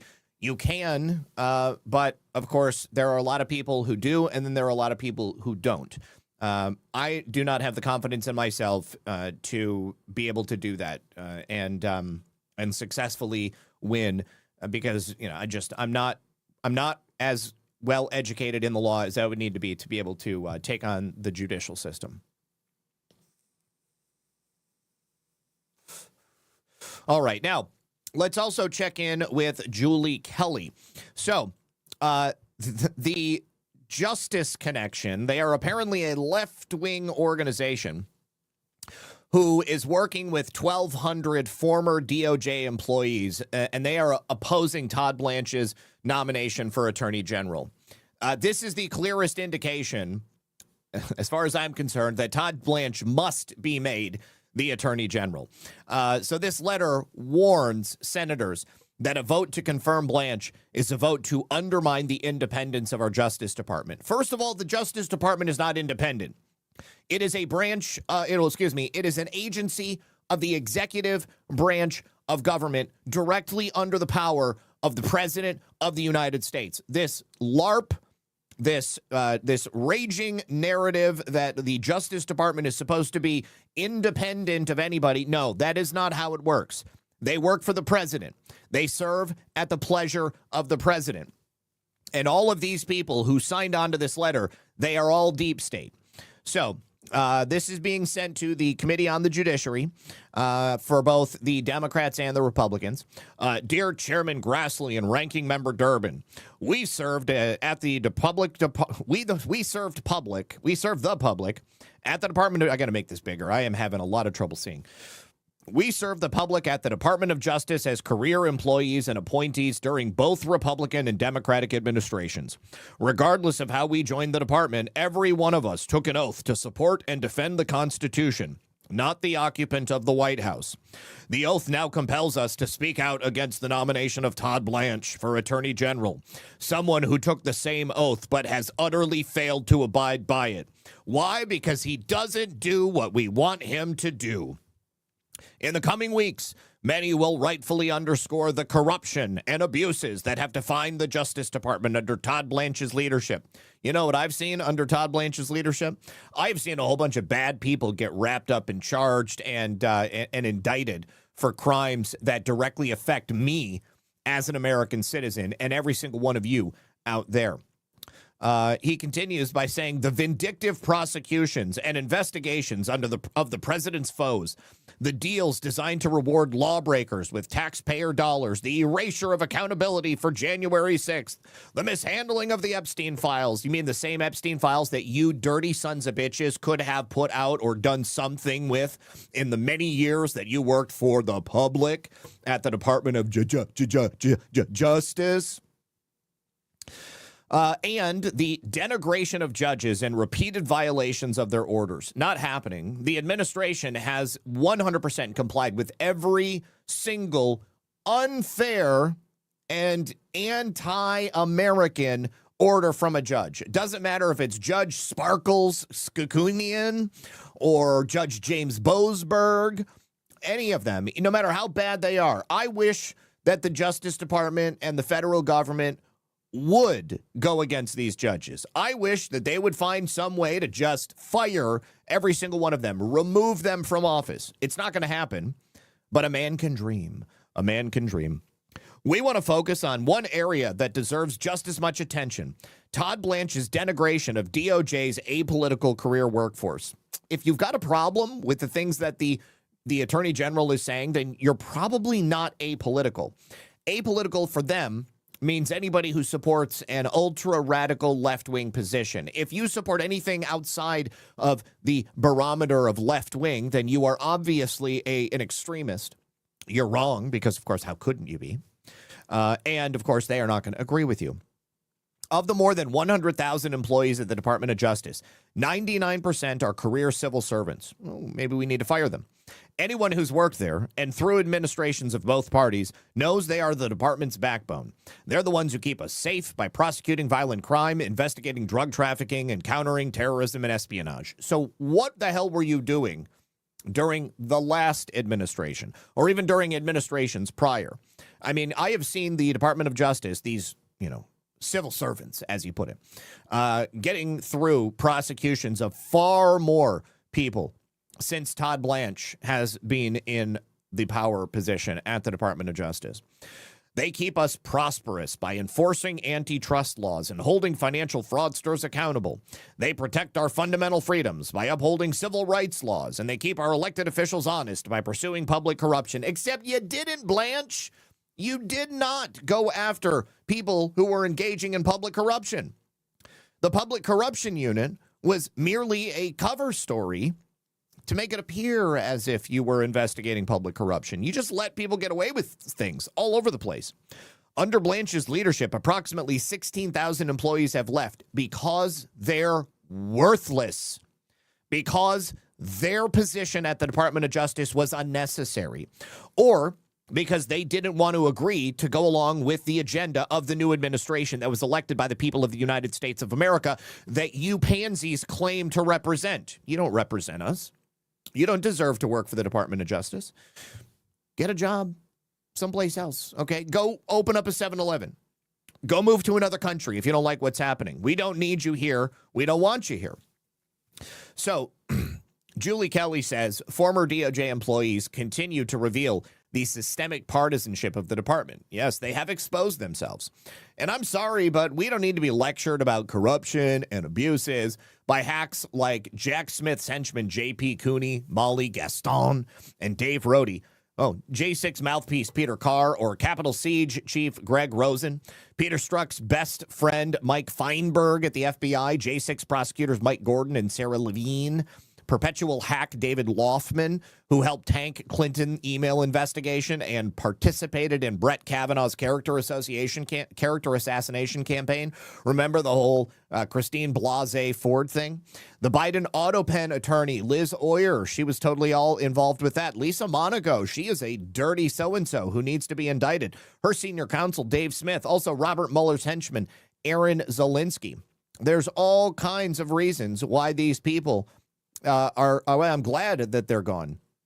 Now, she brings up January 6th, and that is interesting because we actually, thanks to Judicial Watch, just got over 1,000 hours of new January 6th photos and body cam footage. So this was a win that they announced yesterday in D.C. 1,000 hours of body-worn camera footage, 1,630 videos, all from January 6th, all before previously unseen, and all as a result of Judicial Watch's FOIA request that they filed in June of 2024. You can watch all of the videos at Judicial Watch's website. However, in this article right here, we do have a little bit of specific information. Tommy Tatum, a good friend of the channel, also a fellow January 6ther, has discovered police officers on January 6th discussing the number of FBI agents that are in the crowd that day. And surprise, surprise,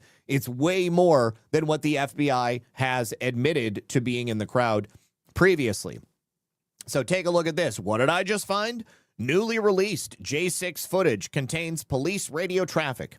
An officer says there's 350 FBI agents on the scene. That's right. You heard me right. 350 FBI agents on scene at the Capitol. So obviously I was there. There was no massive presence of FBI agents there, but we do know that a certain number of FBI agents were there in plain clothes on that day. And the FBI has been very, very cagey admitting just how many were in the crowd. And I think that the full number that they came to was less than 100. But take a listen to this.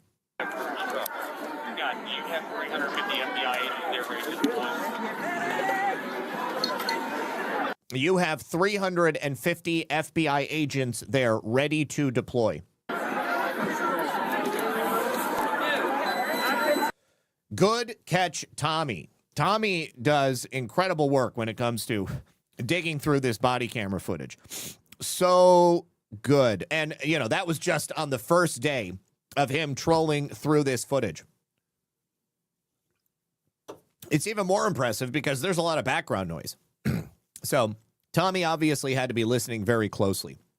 Now, he has also sent the entire video to the Gateway Pundit, and this is from a 12-minute and 50-second video. We're not going to watch it, obviously, but it shows officers inside the Capitol, shows them exiting the Capitol, shows them going to the front lines, shows that portion of the video where they mention the 350 FBI agents that are on scene. That is damning. If you want to follow Tommy, you can find him on X at, hold on, what was his X account? It is at Ben Caxton, capital B-E-N, capital K-A-X-T-O-N. His Tommy Tatum accounts have been deleted over and over and over again. So he's on like probably his 10th account if I had to count. But yeah, you can find him. You can find his Give, Send, Go, his PayPal, his Venmo, his Cash App, all of those if you go to his account. And I would, if I were you, I would follow him because you are definitely going to see him finding more of these types of clips, and we're going to be watching in the coming weeks. Thank you again, Tommy Tatum. All right. Now, also, a judge has just ruled that President Trump's January 6th pardons do not cover the alleged pipe bomber Brian Cole. This federal judge made the decision yesterday and said that the federal pardons that President Trump handed out do not count for Brian Cole because they only counted things that happened on January 6th. They don't count things that happened on January 5th.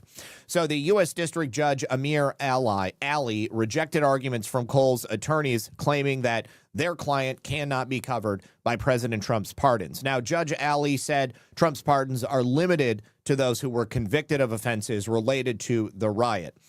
Even assuming that the conduct Cole is charged with is related to the events that occurred at or near the Capitol on January 6th, the pardon is expressly limited to people who have been convicted of offenses related to those events. Cole had not been convicted of the conduct at issue when the president issued the pardon. Instead, he was not charged until many months after the president's proclamation. I just want to go on record. I don't think Brian Cole is the pipe bomber. This guy appears to be not somebody who would be capable of this. So Cole has been hit with the initial indictments, and he's been hit with superseding indictments. The entire thing kind of stinks to high heaven. There's a whole lot to this story, and I'm kind of waiting to see, like where it goes and the evidence that they present, but they still have not brought him to trial yet. His family has said that he's an autistic recluse and a computer nerd. He lived in the family's basement in Woodbridge, Virginia. The grandmother said that Brian has no political affiliation. He's not a Trump supporter, and he doesn't appear to be a Democrat either. So nothing makes sense in regards to this story. Yeah, they choose somebody that can be a patsy. That's what they always do. All right, let's jump to California, because federal agents have just broken up another SNAP fraud ring in L.A. So they took down a cashier who's been accused of paying kickbacks to welfare recipients for bogus purchases. So the California Post was actually on scene as federal agents swarmed in with armored vests backed up by uniformed LAPD. And they came into the Escamex Party Supplies in Skid Row on last Thursday. Squad cars shut down Town Avenue as investigators moved in on the warehouse-style storefront. Agents surrounded and cuffed Jesse Cervantes Gomez. He's 30. He's a Los Angeles resident. And Cervantes Gomez thought he was meeting a fraudster for another welfare kickback, but instead they arrested him and hauled him off to jail. Now, the feds say the true size of the SNAP fraud still remains unknown. They estimate it's in the tens of millions of dollars. And the federal government is now taking a closer look at the program as part of the White House task force to eliminate fraud. The $12.5 billion SNAP program in California is the largest in the country. You got about 11% of payments that are issued in error in California. Usually when a payment is counted as in error, that is false or incomplete household information provided by recipients or through administrative errors. And these programs are all administered by the state. And the state has not done a very good job of weeding out the people that are committing fraud.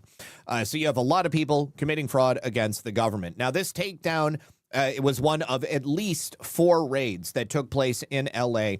by the U.S. Department of Agriculture's Office of Inspector General in conjunction with Homeland Security investigations, all of them related to abuses of the SNAP program. So you can see right here, this is the store, Escamex Bodega, that was taken down. They are accused of committing more than $1 million in welfare fraud. Essentially, they would make fake purchases and then they would exchange cash for it. And this guy was making out like a bandit. Okay, also, yesterday was the first day of the Tyler Robinson trial.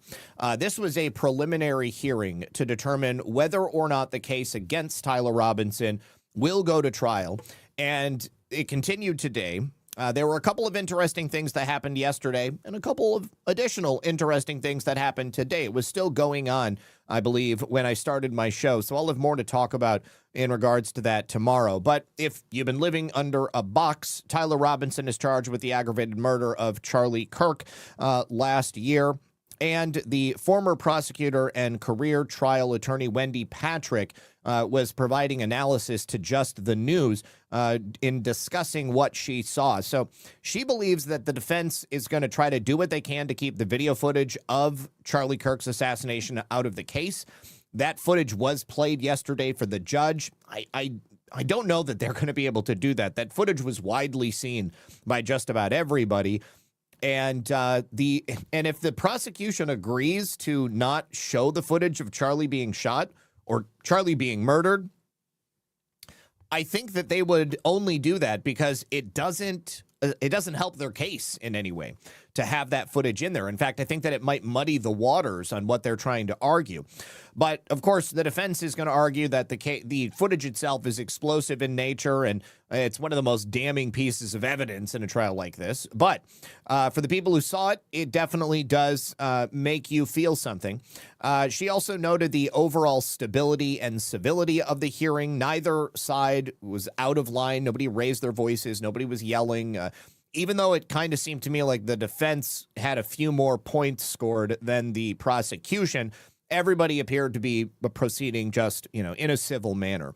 So it seemed like the defense was testing the waters to see just how much of what type of evidence the judge is going to let be admitted, because that's obviously going to inform their strategy as they go forward.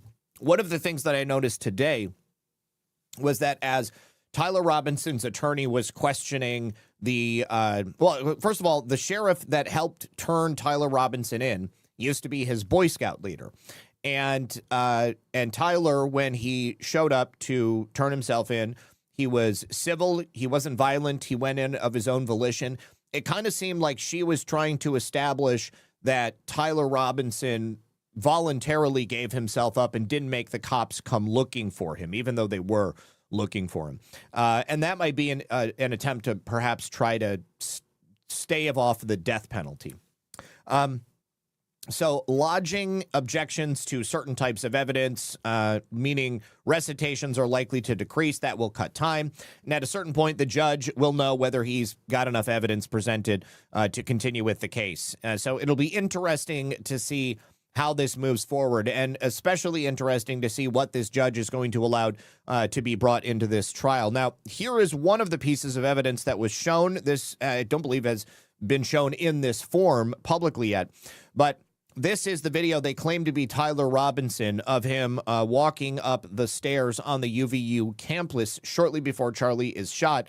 And you can clearly see that whomever this is that's walking, he appears to have something down his leg, which is causing him to limp slightly. He's unable to bend his leg fully, and I had suggested before, you don't see him walking with a gun. It wasn't broken down. Maybe he had it down his leg, and that's honestly kind of what it looks like. Coming up the stairs of a parking structure. Again, he seems to be having issues walking.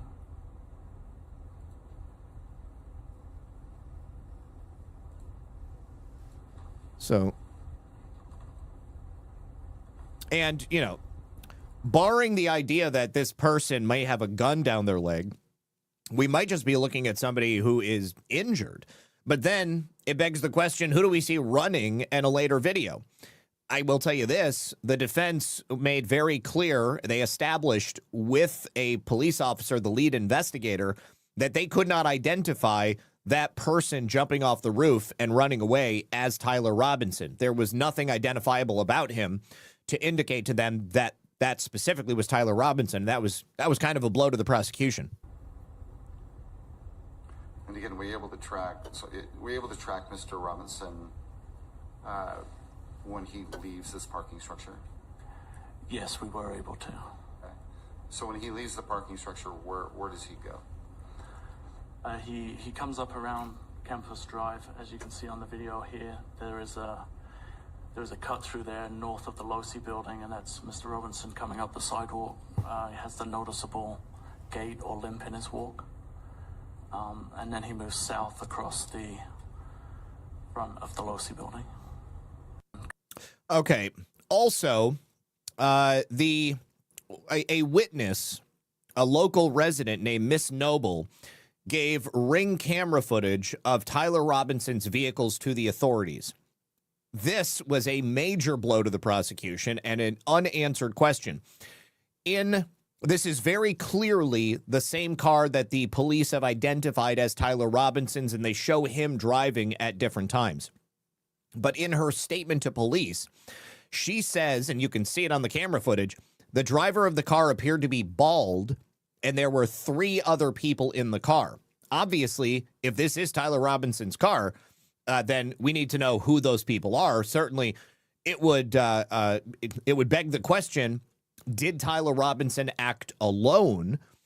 If he's got 4 other people that are driving around with his car at the same time, then the answer is no. But it doesn't appear that the prosecution has done anything to investigate exactly who these people are. So the defense said, do you remember when the Nobles, Miss Noble, told you that the driver of the car was bald? The witness, I believe this is the investigating officer. I do remember that being in the report, yes.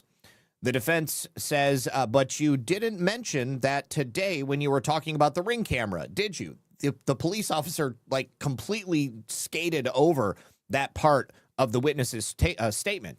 And he says, I did not. And the defense team says, did they tell you there were 3 other people in the car? And the witness says, yes, they believed that was the case. And the footage was after midnight on September 11th, 2025, the night after the shooting.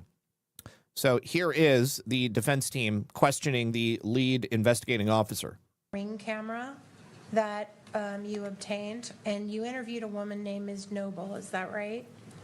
To get that Ring camera that we watched with the car on the outside? We interviewed her to verify the...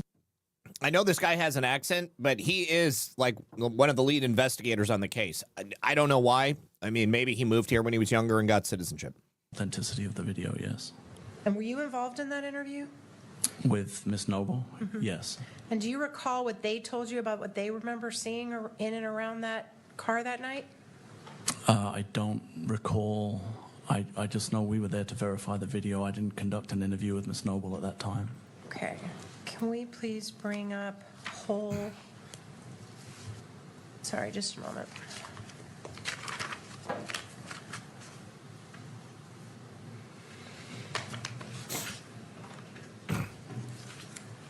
But either way, it's notable that the prosecution's witness did not want to enter that specific piece of information into the record because it does throw a big hole in the prosecution's theory. Certainly, it creates some level of plausible deniability for Tyler. Here's another thing that creates another level of plausible deniability for Tyler. There was another bullet that was found on the roof of a different building. Now, an officer claimed it was his, but the investigating officers never secured the scene. They apparently didn't identify the bullet, and they just didn't take this lead anywhere. This causes a huge piece of a plausible deniability for the defense. Take a listen to this. So a bullet found on another building? I believe an unfired bullet had been found on another building at some point during my time there on September 10th. Yes. Which building was that, sir? I don't recall. Was that considered a scene that was worth preserving? It was not. My recollection is that that was accounted for as an ejected cartridge from an officer who had cycled his rifle. Okay, I thought you said it was an unfired bullet, and now you're saying it was a cartridge? When a weapon is cleared, an officer would make his rifle ready, which would chamber around. Oh, I got you. My understanding was that that's how that was accounted for. So an officer claimed that bullet belonged to him or her? That's my recollection, is that was how it was accounted for. And when was that accounted for? I don't know specifically. Do you remember what type of bullet that was? I don't. Was it a 30-06? Do you remember? I don't. Do you know where that bullet is now? I don't. Okay. So it's just gone. They never really accounted for it. They just attributed it to somebody else. So, I mean, like, again, plausible deniability. This introduces the idea of perhaps another shooter or perhaps the real shooter. I said when this all started, it's entirely possible Tyler Robinson might have thought that he did shoot Charlie Kirk, but they could have actually had somebody else do it. Because we don't know what type of a bullet it was, because we don't know what gun it came from, because you also have the statement from the forensic examiners for the state that they can't conclusively match the bullet fragments from inside Charlie's body to Tyler Robinson's gun. This is starting to look much, much worse for the prosecution and the case that they have against Tyler Robinson. So, this is turning out to be very, very strange. Continuing. Remember yesterday I told you about the Ukrainian woman who was suspected of blowing up that building in Monaco, making the Ukrainian government a state sponsor of terror in their effort to assassinate people that they don't like or people who are unkind or perhaps unfriendly to the Zelensky regime?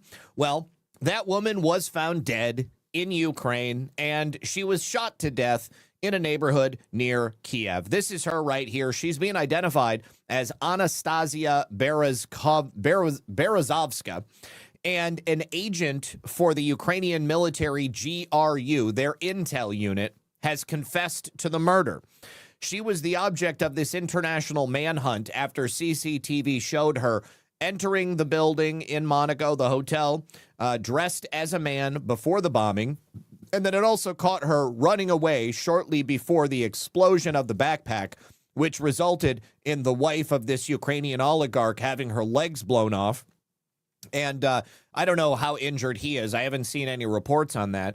He's probably in hiding. I mean, they definitely don't want him. They definitely tried to kill him. So they don't want that guy to show back up because Ukraine would probably end up finding him again. So now she's dead. This appears to me like they are definitely trying to clear up loose ends. If she's alive and they catch her and they can ask her who hired you to assassinate this Ukrainian oligarch, well, then, of course, she could give up the entire game. But dead men tell no tales. So her body was discovered in Kiev, and citing sources in law enforcement, the Ukrainian news outlet said the woman had been shot and her body was found close to 11 p.m. She was 39 years old, and she was named as the chief suspect in an Interpol red notice, which said she was Ukrainian, spoke German, and was wanted by authorities in Monaco for the attempted murder, for placing this explosive device in a public place with criminal intent and criminal conspiracy. I don't know why they weren't charging her with terrorism. But two other suspects have already been detained in connection with this case, and I haven't heard anything about who those people are. So there was an international manhunt, and her body was found with gunshot wounds to the head and pistol casings near the body. And this was announced by the Ukrainian SBU. And then the SBU added that one of their acting officers from their intelligence unit, the GUR, had confessed to the killing of Miss Berezovska with the assistance of a former law enforcement officer. But he says, we acted alone, and he acted on his own initiative, and he didn't inform his superiors. So this is the beautiful hotel that was blown up. You can see the explosion of the backpack completely blew through the marble or granite that made up the floor at the entrance of this hotel. Ukrainian prosecutors said Miss Berezovska had received bank transfers and payments in cryptocurrency from those two men who have confessed, meaning that they would be treated as individuals potentially involved in the attempted murder in Monaco. And they also added that during searches of the suspects' homes, they had found a basement room resembling a torture chamber and shared footage of this blood-stained room. Inside that room, they found axes, hammers, a large tarpaulin sheet, which is just a tarp. All of that could be seen. This is getting weirder and weirder and weirder than anything I could have possibly imagined this story turning into. I mean, it took us years to get any of the information about the Nord Stream bombing. And then it turned out to be, of course, Ukrainians, as well as like a Playboy model who did porn before becoming apparently a GRU underwater bombs expert. Here is some video. Let's take a look. I believe this is the torture chamber. Or maybe this is her house. No, this is the basement. This is the torture chamber.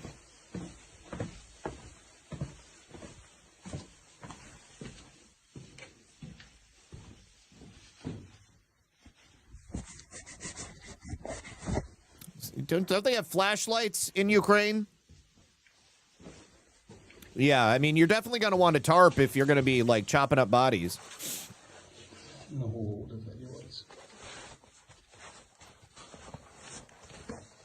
This torture chamber is in the basement of the house of the GRU agent.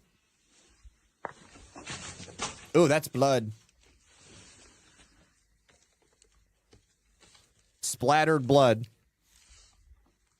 That looked like a chunk of hair.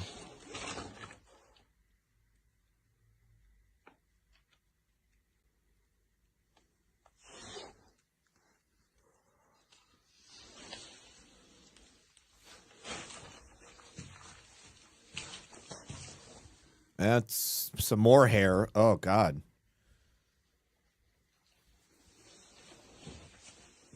axes, crowbar.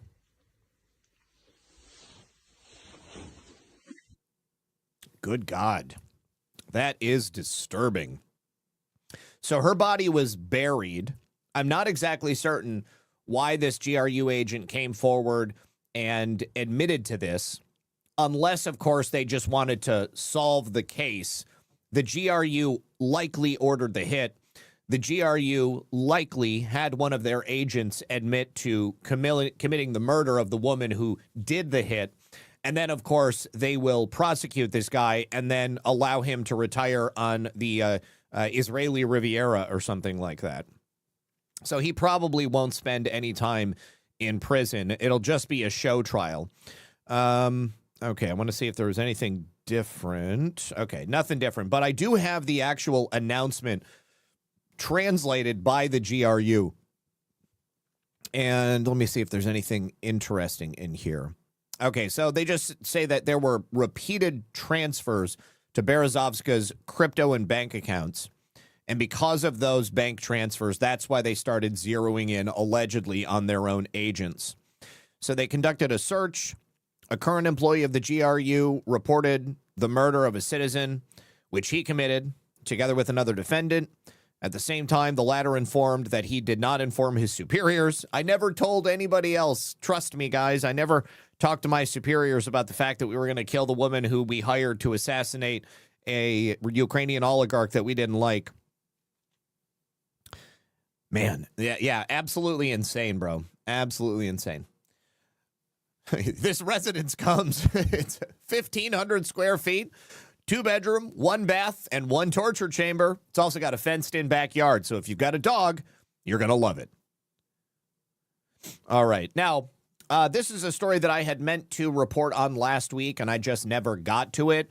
Very sad and disturbing case. A home where 4 adults were living with 16 nearly feral children who had never been to school, children who were living in squalid conditions. You had an elderly mother and father, their son, and the woman who was his child bride, Christina Siders, she's 67, Gary Siders Sr., who's 73, and then Gary Siders II, who's 36, and then Elizabeth Siders. She is the woman who married into this the Hills Have Eyes style family, or maybe it's closer to Flowers in the Attic or something. Anyways, police served an unrelated warrant for public indecency on Gary Siders II. And when they came to the house, they stumbled into this nightmare that shocked even the most hardened investigators. You had 16 children. They ranged from the ages of 18 months to 18 years, and they were like living in this filthy, disgusting house. They all were in the same 12 by 12 foot room. They were all covered in human feces. It didn't look like they had been allowed to go outside. What was that movie? Oh, there was some movie that Wes Craven did about the people under the stairs. The people under the stairs. That was the one that I was thinking of, where they cut that dude's tongue off. Anyway, so this was discovered last week in a village called Hamden. And the authorities show up. They're going to arrest Gary Siders Jr. They went inside his home, and they found what they described as pure evil beyond comprehension and conditions that looked like the third world. This is in Ohio, by the way. Lisa, tell me if you know this place. It really looked like the third world. It was not something that we're used to seeing in America. I cannot get the smell off of me. So Vinton County is the sheriff's office that is overseeing this. Sheriff Ryan Kane was equally blunt. Most of the livestock was kept in better condition than the children. And he added that the kids had been confined to that tiny, disgusting space for most of the last 4 years, literally about to fall through the floor. The children were in such horrific shape that several had to be hospitalized. 7 were taken to Columbus hospitals, 2 were care flighted to level 1 trauma centers, and at least 1 was intubated at the ICU, and most of them could not fully communicate in any meaningful way. Like I said, none of them had ever been to school or anything. And what's really sad is that this woman, Elizabeth, she basically became a mother for the first time at the age of 15. and she had been having babies by Gary Jr. like every single year. There were like at least 4 babies that had died. Maybe she was 13. Yeah, because over the course of 20 years, she had her first baby at 13. And it was either between 13 and 15, but there were like 20 children that were born, and 4 of them did not survive. Sheriff Kane noted the investigative challenge. One of the investigative challenges is that the children are limited. They can communicate, but it's extremely limited, and some of them can't communicate at all. The 18-year-old reportedly cannot even spell her own name, and authorities described most of them as almost feral. This is not a case of human trafficking. This is a family case. The 4 adults arrested are the children's parents and grandparents. Each one faces 16 felony counts of child endangerment involving serious physical harm. So that would be up to 192 years in prison each if they were convicted, and a $300,000 cash bond has been set for each of them. This is really, really awful stuff. And I find it shocking that something like this can even exist in America today. We're hearing from the attorney of Gary Siders Sr., who is one of the family members charged. The lawyer says he felt statements from state and local officials made this week were inappropriate. He referenced comments from Ohio Attorney General Andy Wilson, who compared conditions in that home to a, quote, third world country. He asked people following the case to wait for the evidence to be presented in court. He's entitled to his presumption of innocence and that his guilt must be proven beyond a reasonable doubt. The state needs to prove that. The facts may bear out, or they may not. He may be found to be not guilty or not competent or himself a victim. So until we all know what's going on, I would ask the viewers out there to take a breath, take a step back, and let the process play out. The attorney said. So let's just think about this logically. You got 20 people living in a home this size. It's not a bad-looking house. It looks pretty good from the outside. Maybe they need to fix the soffits. Certainly, they're going to need to fix the windows now. But you've got 16 kids living in a 12-by-12 room, shitting all over themselves, probably naked, unable to speak. I mean, Lord knows what was happening in that room. He has not yet met with Siders Sr. because of the holiday. He says he's also been given very limited information about the details of the investigation at this point. I mean, under any other circumstances, it looks like a great neighborhood to grow up in. Plenty of property for those kids to roam and, have a healthy upbringing. I don't know why these kids never... I mean, I don't know what the hell's going on in this family. The brother of Elizabeth has gone and posted on Facebook, and he said that he knew for years that this family was bad, and he hasn't spoken to his sister in many years. He tried to get her out of this situation a long time ago after she got pregnant as a teenager. She was apparently under the spell of Gary Siders Jr., and it appears like the parents also, were culpable in the entire situation. So, man, was it a rental? Probably not. Probably not a rental. Woo. All right. So, good news. If you are an IT worker, a U.S. IT worker, and you want to sue an Indian person to take their job from them, you are advised to contact the IT Contractors Union. The email is itcontractorsunion@itcontractorsunion.com. You can also visit the website itcontractorsunion.com for information. Now, here is the goal. Sue the actual worker, not the employee. And then by suing them, you make them give up their job. The reason is that part of being in America means that you are subject to its laws. So they say it's time to make Indian people realize that when they come here to take a person's job, they can be sued by the person whose job they took for taking it. So I think that this sounds like an excellent idea, and it's good to see people fighting back. They've already had a number of things that they have announced, instances where they are talking about this practice taking place. They do a lot of reporting on H-1B hiring and Americans losing their jobs. So if you're out there and you're an IT worker and you do this, please tell me. Just like if you happen to get your hands on an illegal alien's truck, then let me know. I want to cover it here on the show. All right. Gavin Newsom in the latest attack on election security in the state of California, has just threatened to prosecute anybody who might think about helping President Trump secure free and fair elections. There's apparently a new felony law that they are trying to get passed, which will effectively criminalize anybody coming in and investigating this stuff. So this is legislation that would make it a felony to seize ballots before they've been certified by his handpicked state and county officials. Gavin Newsom, of course, has said for years that the election security in California is totally fine. We don't need to worry about anything. But in a video statement he posted on social media, he warned that anyone who assists President Trump in what he described as interference with California's elections would, of course, face prosecution under this new law. They always want to go after the people who are trying to uphold the law, not the people who are breaking the law. Let me speak directly to anyone considering helping President Trump interfere with our election or our count. If you violate California's laws, if you interfere with our voters, tamper with our ballots, or meddle in our election, you will be prosecuted.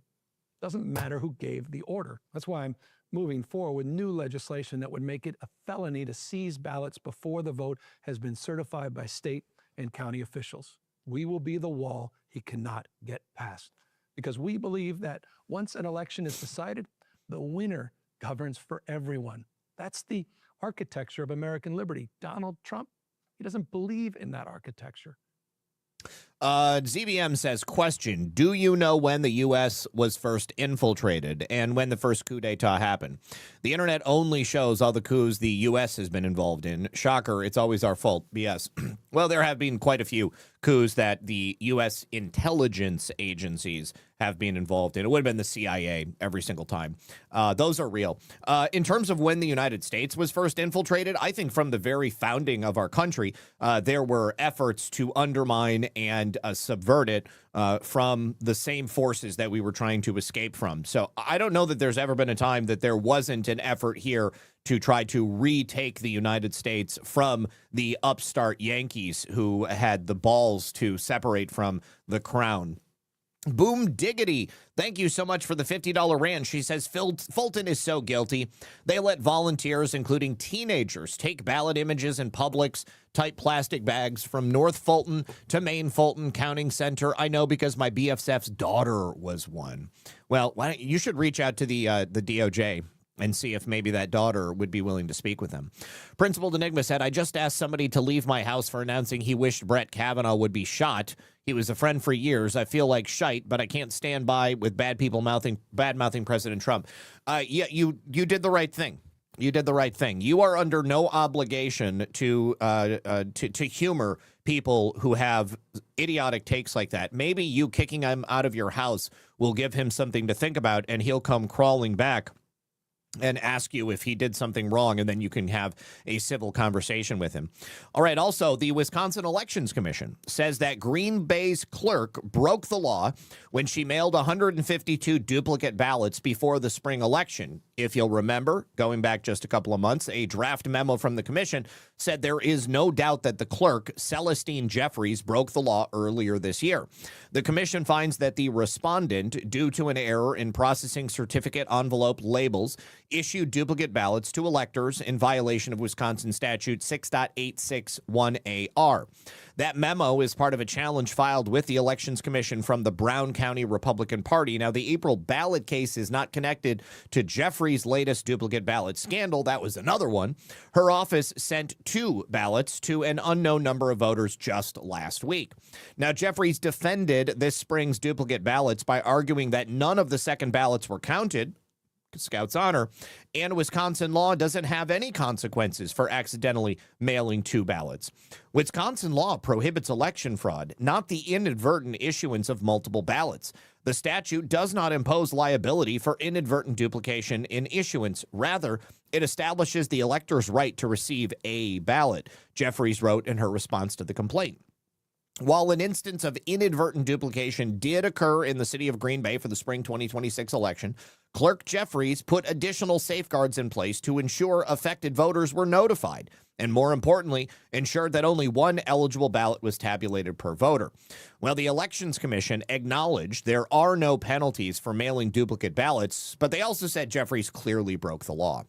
And in their decision, Jeffries discusses her duty to prevent more than one ballot from any voter being counted in an election. And the commission agrees that this is a duty of the respondent. The commission disagrees only to the extent that Jeffries appears to argue that this is the only relevant duty concerning these allegations. Multiple checks and redundancies exist within the election administration system to prevent duplicate ballots from being either issued or counted.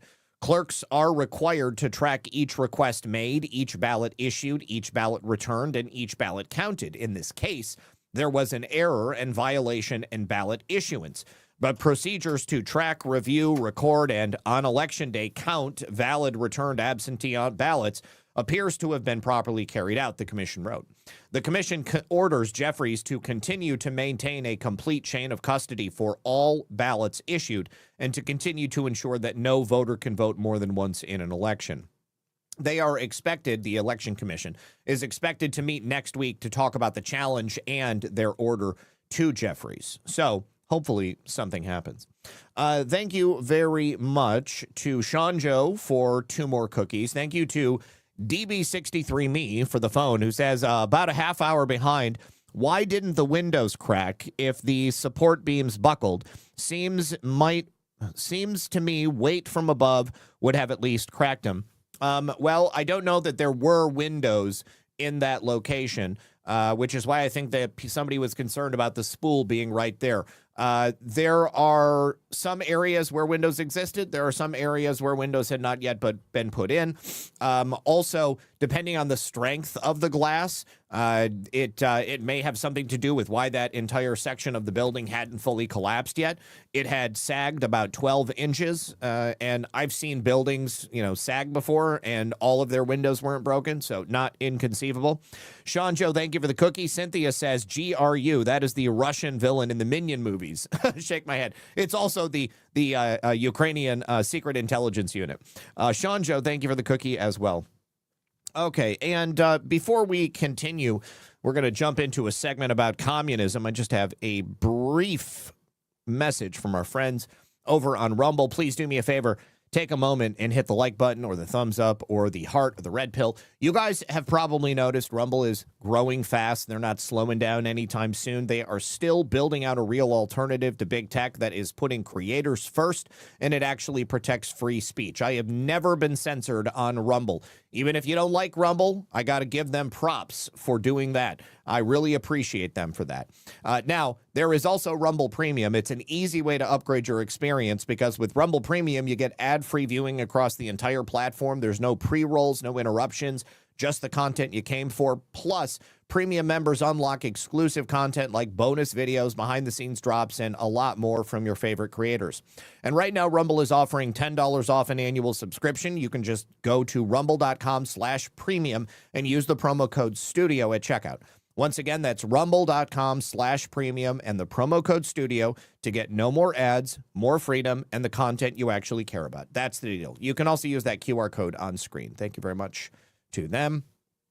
And thank you very much to all of the free speech platforms that allow me to say whatever the hell I want, whether it is X or Getter or my good friends over at Pilled. You guys are all awesome. Thank you so much.